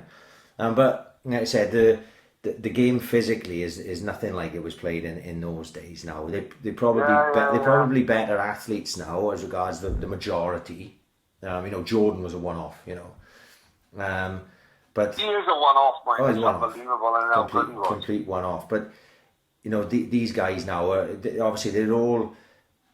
You know, LeBron James is going to go down as one of the greatest of all time. You know. Top 2 or 3 or 4 maybe, you know, in people's minds, like. But I don't think people will ever remember him as fondly as they did Michael Jordan, like. That's the problem. I mean, the stuff you see him doing is fucking unbelievable, man. Yeah. And do you know, I only found this out this week. There's a video come out. I follow this guy on YouTube. He's called Jimmy High Roller.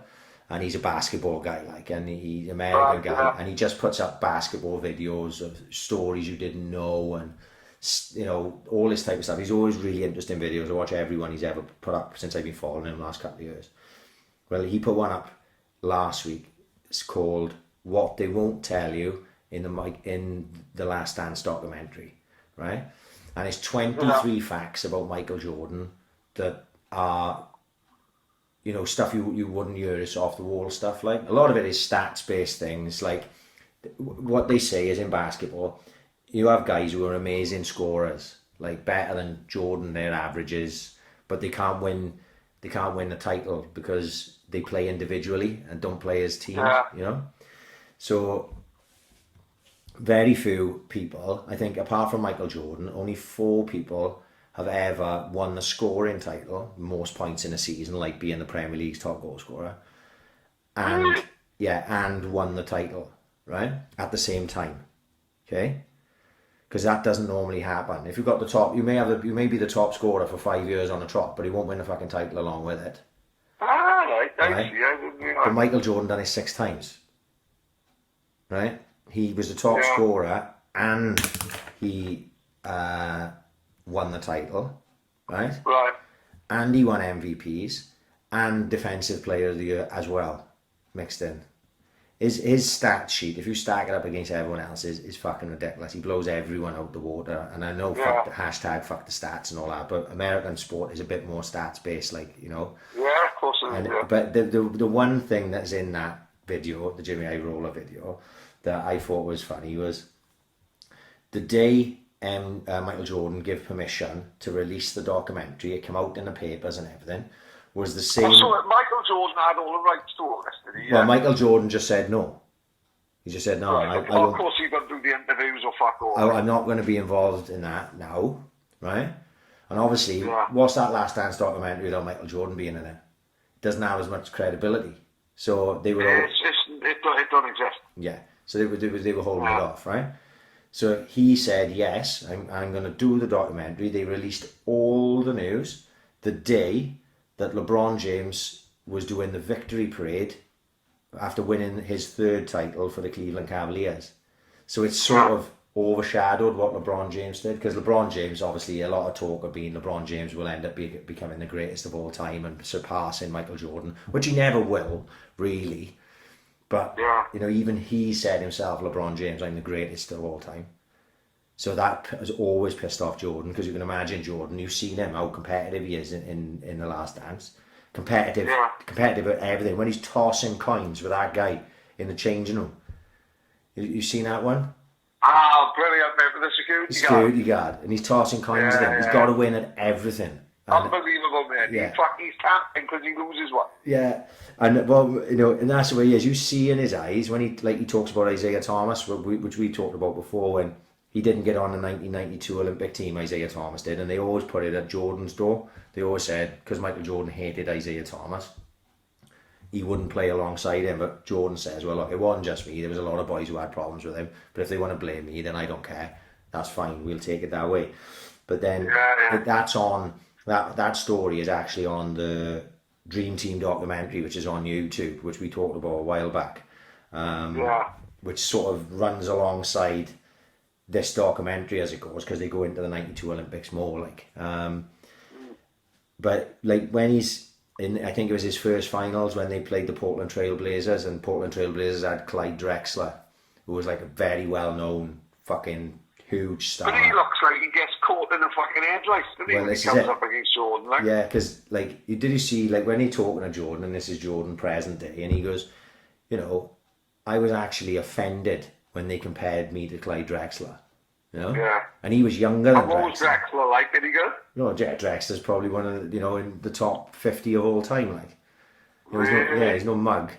But like Jordan went, oh, that offended me, and then he went out and he just leathered him every night, didn't he? Until they won the title, like, you know. Yeah. And that's the way he was. If someone said, you know, oh, that's the guy he went after, like, you know. But he, like, it seemed to be with certain people, like with Magic Johnson, they had like a great friendship, but Magic Johnson was coming to the end of his career, like, you know, he was the old elder statesman, Larry Bird, the same. But a lot of the people he went up against, he was like ultra competitive and probably not friendly with them then off the court, like, you know, Isaiah Thomas being. Larry Bird that good? Who? Larry Bird good? Yes, from what I know about him, yeah, he was like probably the last great white player, like, you know, as regards to what he won and what he achieved, and a right character as well. Like, he was proper old school, fighting on a court and calling people up in holes and all that type of thing. Really? Yeah, but he was all round the Magic Johnson era. See, this Magic versus Bird, that was always the big thing. Lakers against Celtics, so they went back and forth quite a bit. And I only know this because I've sort of researched this stuff over the last number of years. I come across things like that, and yeah, Larry Bird was the fucking man, like the man. Yeah. But Magic Johnson was the man. You know, Magic Johnson was, you know, top 5 all time probably. Yeah. Was it Magic Johnson that got AIDS? Yeah. Well, yeah, he had HIV. I don't, you know, obviously he didn't have full blown AIDS. He was HIV positive. There's actually a 30 to 30 about that. Fucked if I can remember what it's called. But it's about Magic Johnson getting HIV and what happened, because at that time, let's say for argument's sake, it was around 83, 84, something like that. I don't even know what it was, right? 85, maybe even later than that.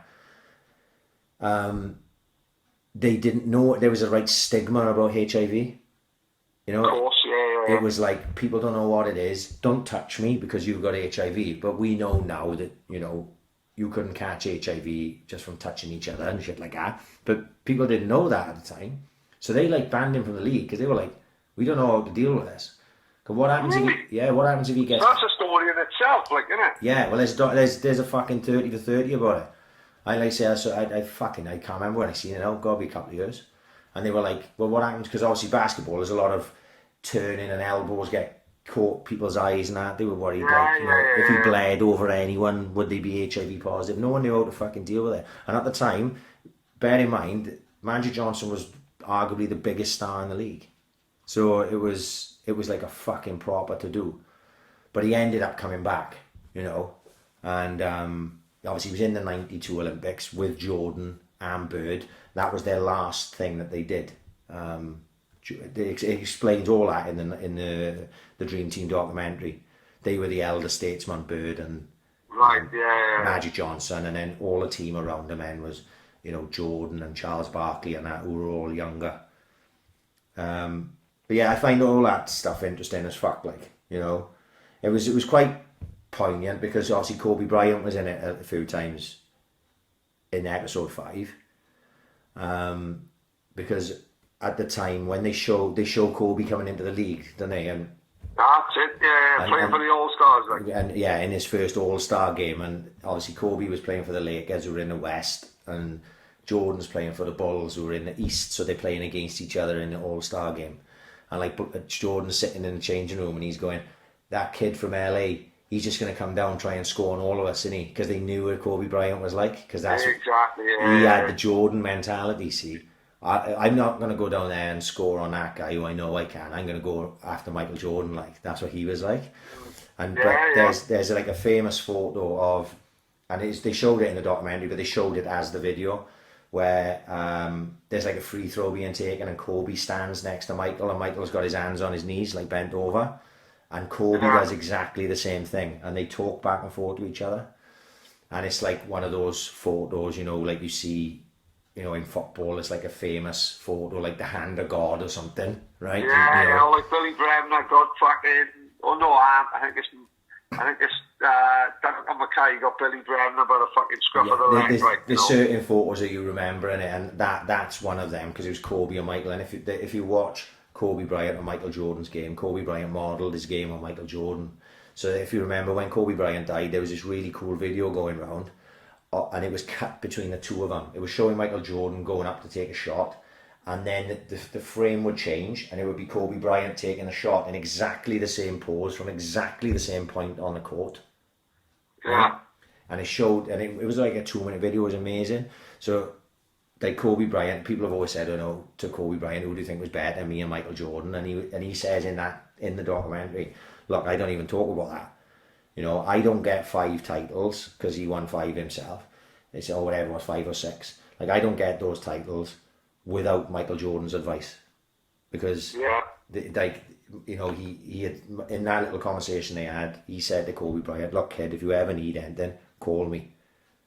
Whereas he would never have done it. Like most other people, like Jordan knew he was coming to the end of his career, so he knew Kobe Bryant was talented, so he was prepared to help him because he believed. He'd done the same with Allen Iverson, apparently, who was another big star, who was a bit of a maverick, like.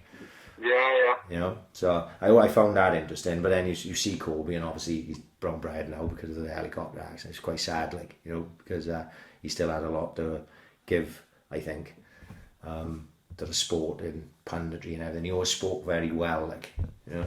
Really? Yeah, but here we are. Yeah, Last Dance again, best thing I've seen this week. But amazing. I think it's good. It gives me great pleasure to get messages from people going, Preds, I never watched a day of basketball in my fucking life, and I cannot turn The Last Dance off. It's fucking a highlight of my week. And you know, I began and I thought, oh, for fuck's sake, why don't you just stick them all out in one end? And do you know what? I like it because I look forward to a Monday. If they put in one out, I think I go fucking mad. But two the fact he puts 2 out is perfect. I look forward to a Monday. I think it's fucking great, mate. I gotta be honest. I think it's fucking brilliant.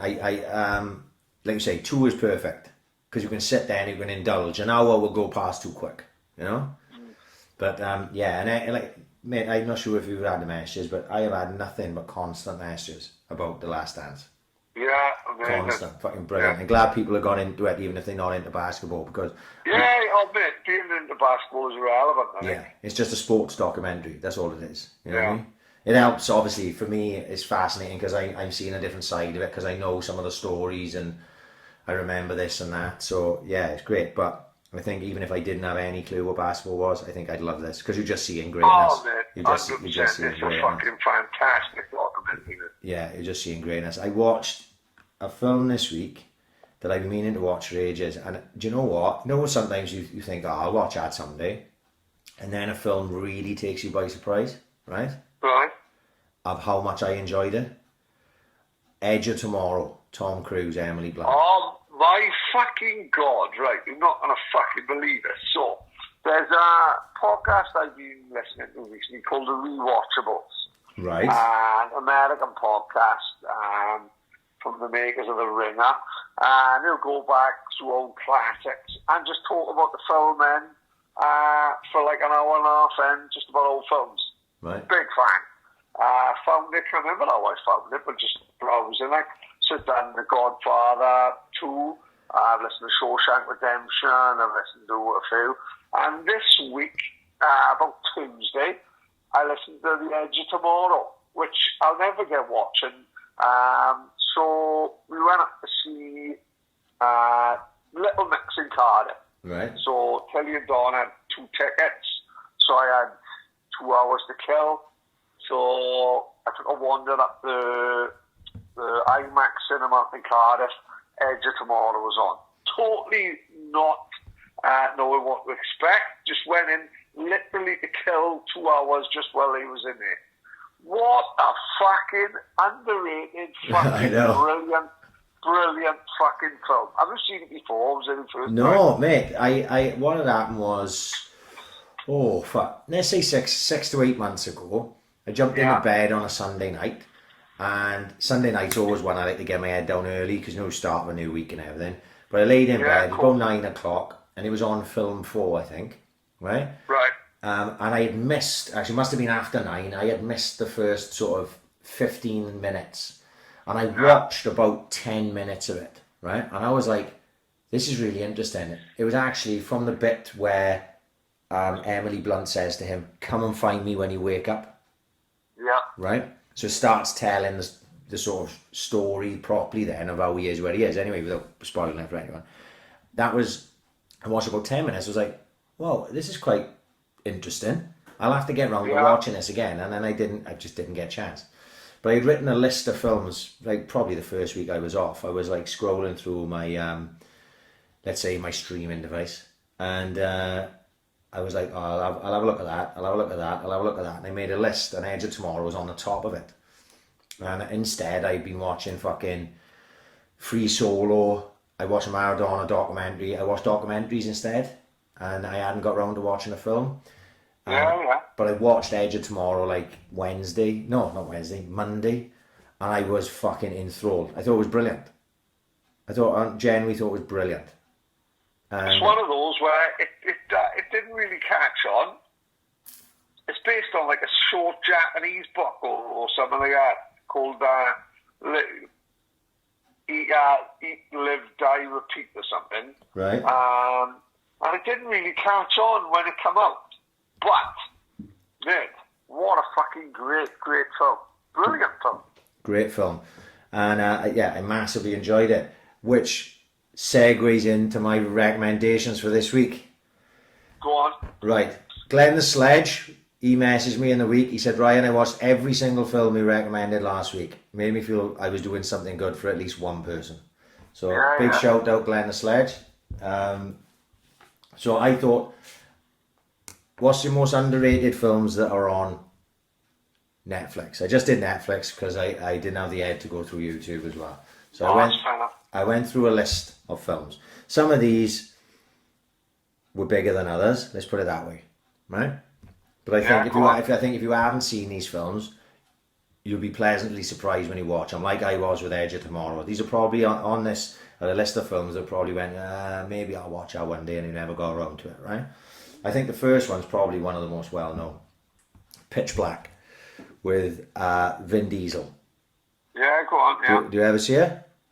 I've seen it, yeah. Nothing I would shout home about, but go on. You didn't enjoy Pitch Black, did you? I've seen it a couple of times. I always enjoyed it.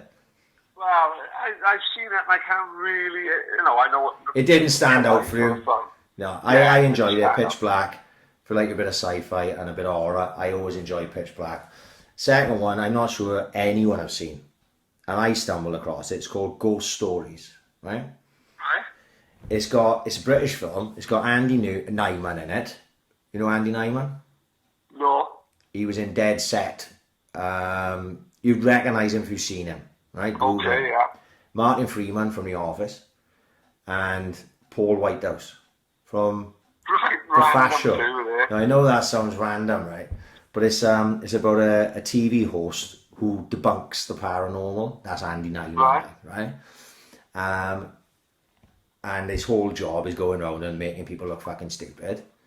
Yeah. And then one day he meets a guy, another investigator, and he goes, look, I know what we've done over the years, but here's 3 things that I investigated that I could never work out and I could never understand, and they've always stuck with me until this day. Like, go and check these out.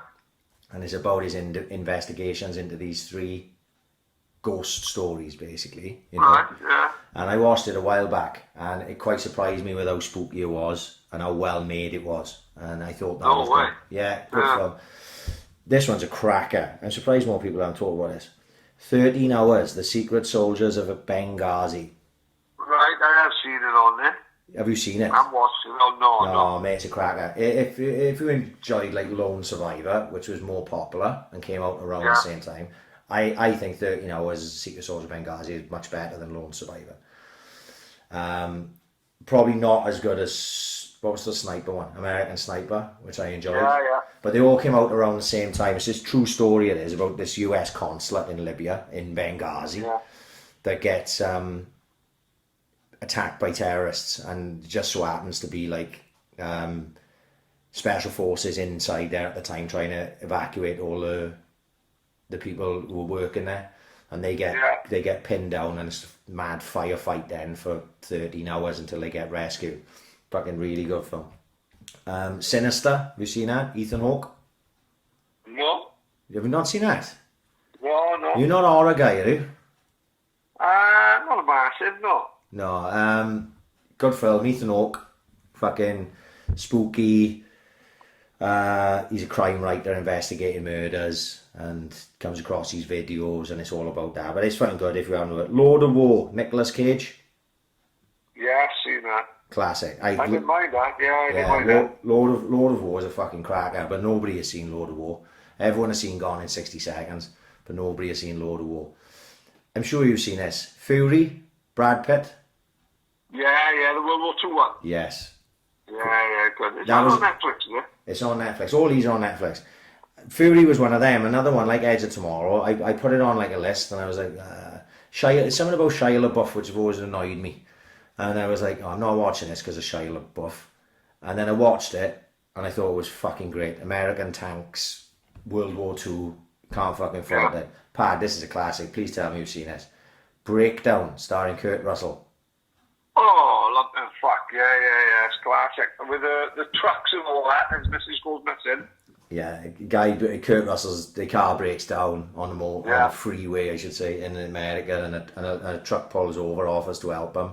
His missus jumps in to go to the next town to fucking ring for assistance, and then gets kidnapped. And Kurt Russell got to go and find it. A fucking great film. Actually, I added it to my list because I only noticed it was on while I was doing this. I'm like, fucking going to watch that again because I haven't seen that for fucking ages. Breakdown with Kurt Russell, cracker. District 9, did you ever see that? The South African accent of the aliens kills me. Mate, I love District 9. I thought it was fucking great.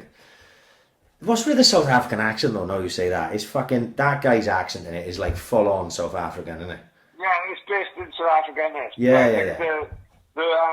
The director is a South African, like. Yeah. He was making like cheap independent South African films, but then all of a sudden he made that quite cheaply, you know. Because the effects in it are really good, isn't it?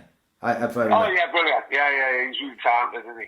Yeah, and if anyone has seen District 9, go check it out. Real good sort of sci-fi drama film, fucking interesting. The Town. Ben Affleck. Love it. Great film. Yeah, I love it. Good film. Bank robbers in Boston. It's got it all really. There's nothing not to like about it, but it's one of them again. It just sort of, Ben Affleck seems to rub people the wrong way. I don't know why. I've always liked Ben Affleck. Gone Girl's a great film. Good Will Hunting's one of my favourite films of all time. Yeah. But The Town, well worth the watch. We've talked about it before. This one, Nightcrawler. Oh, good film. I think probably the best film on the list, but it's just an absolutely outstanding film. Jake Gyllenhaal, absolutely fucking amazing, and amazing story, creepy as fuck, but brilliant. There was nothing to not enjoy about it, is it? You know? It's brilliant film. Brilliant film. And the last one... It's probably the best on that list. The best on that list, yeah.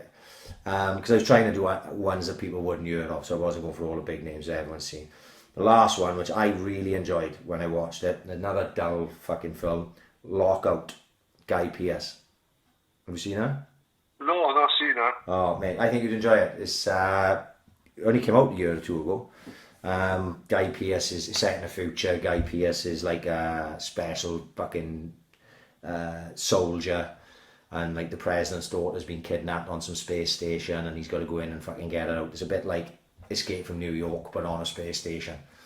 And And I actually really enjoyed it. But, you know, turn your brain off and watch it and you'll enjoy it. Like, you know, it's not going to fucking win any awards. It's not The Godfather. But another great film nonetheless. All on Netflix and all worth watching if you have a look. Especially Breakdown and especially Nightcrawler. They're the best two. Well, I got a couple on there.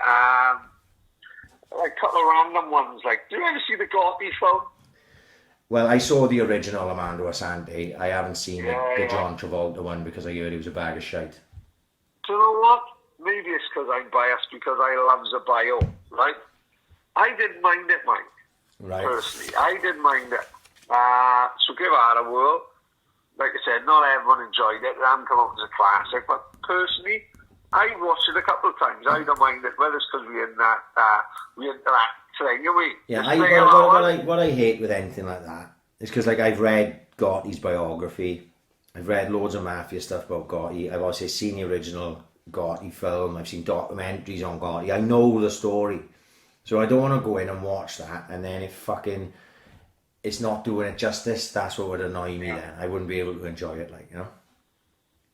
Another Jake Gyllenhaal film, Prisoners, you see that? Right. I didn't really enjoy Prisoners. Right, okay, but too dark and grim. No, it's not that. It's my fucking dark. It's right up my street. It was more... I know everyone raved about Prisoners, didn't they? Right? Yeah, big fan. Yeah, everyone raved about Prisoners, like. And I thought Jake Gyllenhaal was excellent in it. And I like...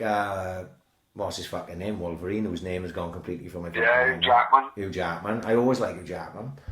But I don't know, I just thought the story didn't make sense.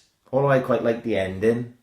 And there was bits, let's put it this way, there was bits of it I enjoyed, but I expected more, because it was one of them that was so raved about that when I sat down and watched it, I was like, it was a bit of an anticlimax. But I can see that a lot of people love that film, but I wasn't. That's really popular film. Yeah, I actually was scrolled past Prisoners as I was looking at this, but I say maybe a lot of people haven't seen it, but from everything I've seen of it, people have said, "Oh, it was such a big deal." Like then the guy who made that film, also I watched a film of his not so long ago called Savages. Dennis Villeneuve, innit? I can't think of the fucking guy's name, but he made another film. He's remade Doom as well, is it? Or Doom or Doom? Doom, is it? What's the complete? Yeah, because there was one Doom film with fucking The Rock in it. No, I never saw that. Right, okay. But I don't know if there's a newer version out, is it?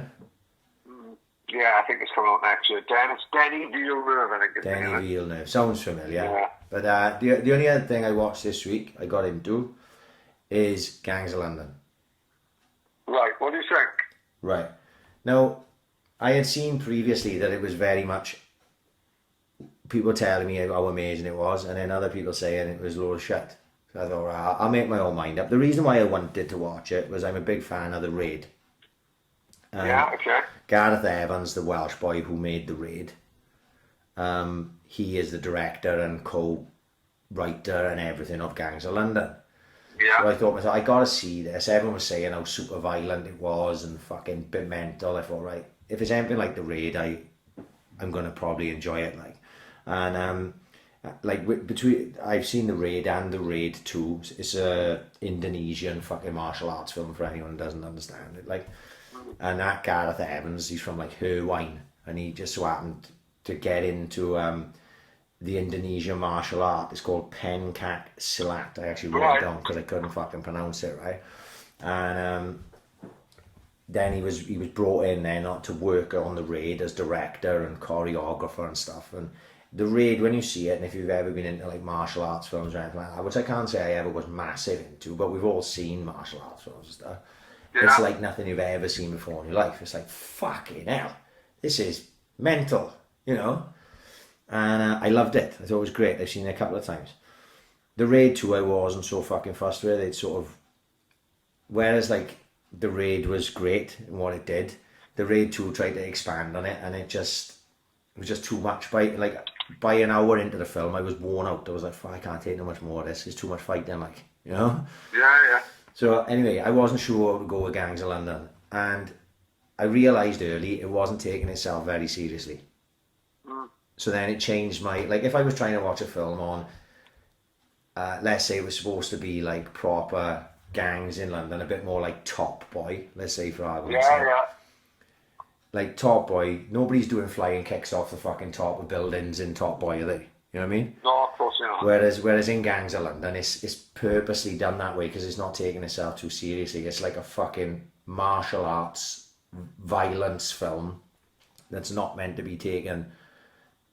Like these type of things aren't actually happening in London. It's just you know it's so you've got to take it with a pinch of salt. So I think the people who haven't liked it are probably gone, well, this is a bit too over the top for me because none of this would ever happen. Where's the old Bill while they are fighting for fucking 20 minutes per hour in this factory? I can understand that, but I realise that you're not supposed to take too much of that on board. You're supposed to suspend your belief a bit, like when you watch it. But I finished episode 5 last night, and I've enjoyed it.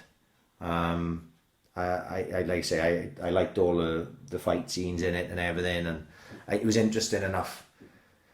Whether it goes downhill from episode 5 onwards, I couldn't tell you. I'm only up to episode 5, but I have enjoyed it and would love to get that fucking Gareth Evans on the podcast sometime. He's on. Oh, mate, we are working on it at the minute, we are putting the feelers out. Let's say we're putting the feelers out for Gareth Evans. You know what I mean? Well, that may be a step too far. Who fucking knows? But it never hurt anyone by asking, did it? Exactly. Yeah? But no, I've enjoyed it personally. Have you seen any of it?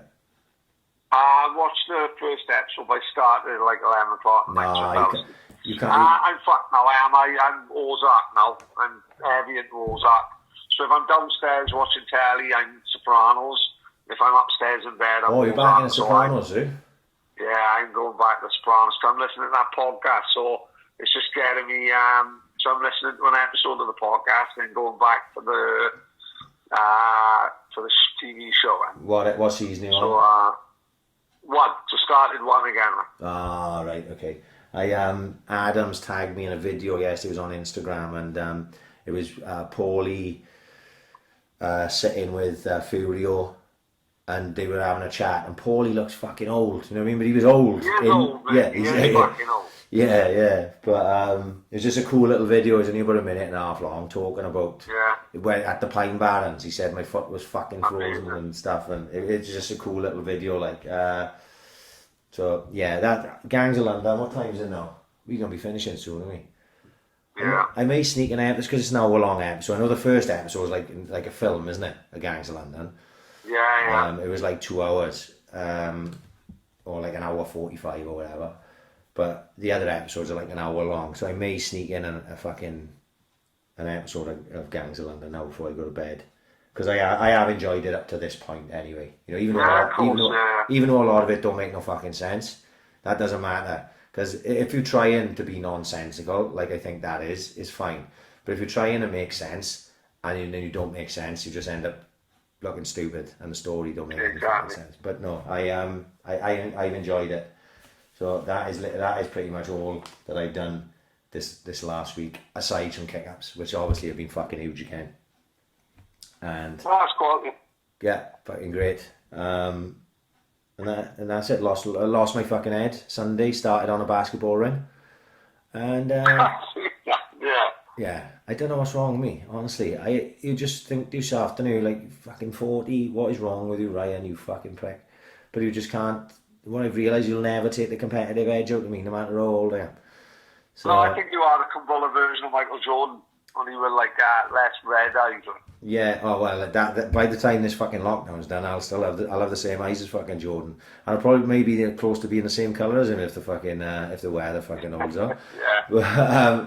But yeah, I had a great week again. I had a fucking good laugh. I had a couple of. So we got to make the most of it, don't we? Yeah. That's what it is, like we always say. Like I said too, appreciate the time with your family, the time with your fucking Adidas Tango doing keep-ups, and appreciate Aquascut and bucket hats. And getting pissed as fuck with him, I said, make the most of it. Yeah. I'm dressing up like fucking, I gotta dress up like fucking Mrs. Brown, that model. What? I've never dressed up as a woman, yeah, I know.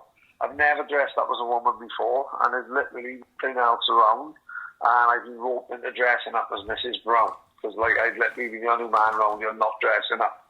Which I don't mind a fancy dress now and again, you know what I mean? You'll never beat the Teenage Mutant Ninja Turtles episode of 1998.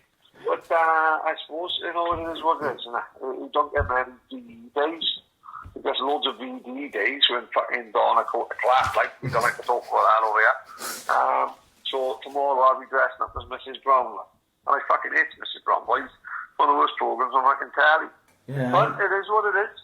I never understood the Mrs. Brown love, I gotta be honest. No, my man loved it, like, you know. I think maybe it's just not of our time. Let's put it that way. Like. No, I know. I don't think it's fucking great. Yeah, well that's me done. It's up to you. What have we got any more apart from? No, we done. 2 hours again, mate. That's what we want. 2 hours all the time on a Thursday night. I'm happy with that. Shout out to the usual crowd, JMW Heating. Follow them all on social media. I believe Chili's still out there working it. People need their boilers fixed, you know what I mean? Yeah. Boss Brewery still doing deliveries. Created a beer that was donating money to the NHS. Fucking everyone's doing a little bit like. Bunkhouse, get on there, www.bunkhouse.bar.co.uk. Have a look at the scran they bringing out, which I still fucking talk about doing, which I still haven't got around to. I still haven't got around to having a fucking Denny's. I'm trying to eat healthy because you're more likely to have a swig. You know, so I don't want to be swigging and eating shit.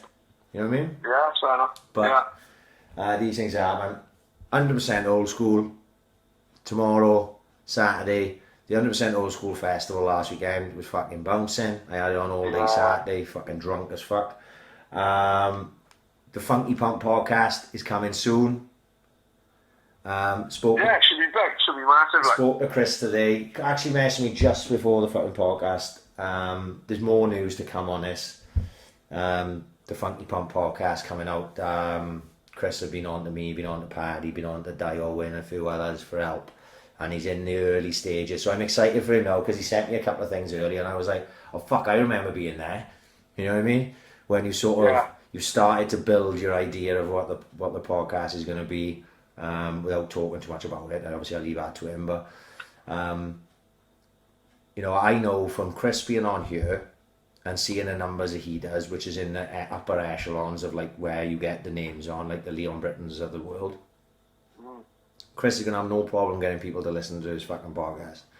You know, and that's what I said to him earlier. So he's just going through the sort of artwork process and getting the music together and all the stage that I was at fucking however many moons ago now, like, you know. So I'm sure it'll be quality, like. I can't look forward to it, actually. Yeah, well, he'll have 2 listeners in me and you, that's fucking no doubt. Like, exactly, so, man. Yeah, fucking, like, that's what it's all about. And that's what it's all about. And the gym is going on. Day in, day out, they're working in that gym, and one of the few things that doesn't seem to have been shut down, you know, is the progress going on in the gym, which is a fucking massive thing. So a big shout out to all of them, everyone else that listens and sends us messages and says thank you for helping us out, boys, and getting us through the last couple of weeks. I've had messages like that, you know, all the way through, and the fucking kick-ups and fuck knows what else. And the WhatsApp groups are saving our fucking lives, isn't it, at the minute? Oh, 100%, yeah. Oh, I can't believe we haven't talked about it. That video that I saw of fucking WhatsApp, I just put it on my Instagram, of the fucking paramedics doing the Ghanaian funeral dance. Amazing, mate. Amazing. I hope no one loses their fucking job over that. That was fantastic. That is incredible. So if anyone have been on any WhatsApp groups over the last 5 to 6 weeks, they will have seen the videos of the Ghanaian funeral dancers, right? And they've sort of been like, they're like the viral fucking memory of the fucking, the best global pandemic we've ever had. And then these fucking paramedics in, I know where it was, it was up north somewhere. I've done their version of it, and they've got in shit about it, like. And I seen the video, and honest to God, I was fucking crying. I had the kids around because they love TikTok, like, because it was on TikTok. Yeah. Boys, come and check this out. And we was fucking rolling. It made me laugh so much. I put it on my Instagram so like everyone could see it. Like, I thought it was fucking fantastic. But I hope no one loses their fucking jobs over that. It'd be a sad world if just having a bit of fucking banter. I loved it, I thought it was absolutely fucking fantastic. Oh, hang on, we haven't even talked about why we named the fucking podcast Sniffer Kelly's Cold War. We've got an army of photoshoppers now. Yeah. And Sniffer's taking it to another level, isn't he? Sniffer's taking it to another level because he's a bit of a computer geek. And he did the artwork this week, and we messed around having all like David Icke put in it, and Alex Jones, and fucking Shannon Matthews and Biggie and all them. So yeah, big shout out to all the photoshoppers who've been fucking doing stuff for us while we've been off. We could be coming up with something stupid again for next week, you know, if we can fucking Yeah, 100%. and we're gonna get out here, Pad, so you can get your head down before we go to work. It's Bank Holiday Friday in the morning, mate. Oh, you're off, are you? Yeah, can't wait, son. Oh, we are. Well, you're off till hang on. How does this work out No, now? I know. Is it the Off Friday? tomorrow, back in Saturday, off Sunday. They fucked us right up, to be honest. Oh, what a bunch of... I know. I won't say anything too nasty, you don't want to lose your job. But that is bad news. You'll have to take it easy on the old soles tomorrow. Anyway. Anyway, This is Bromley drinking fucking lemonade. No, I can see it. anyway, get some photos out so we can Photoshop them and use them for next week's podcast. Alright then, mate. See you. Goodbye. Top man, right. Speak to you in a bit now. Speak to you later, son. We're out here. Peace.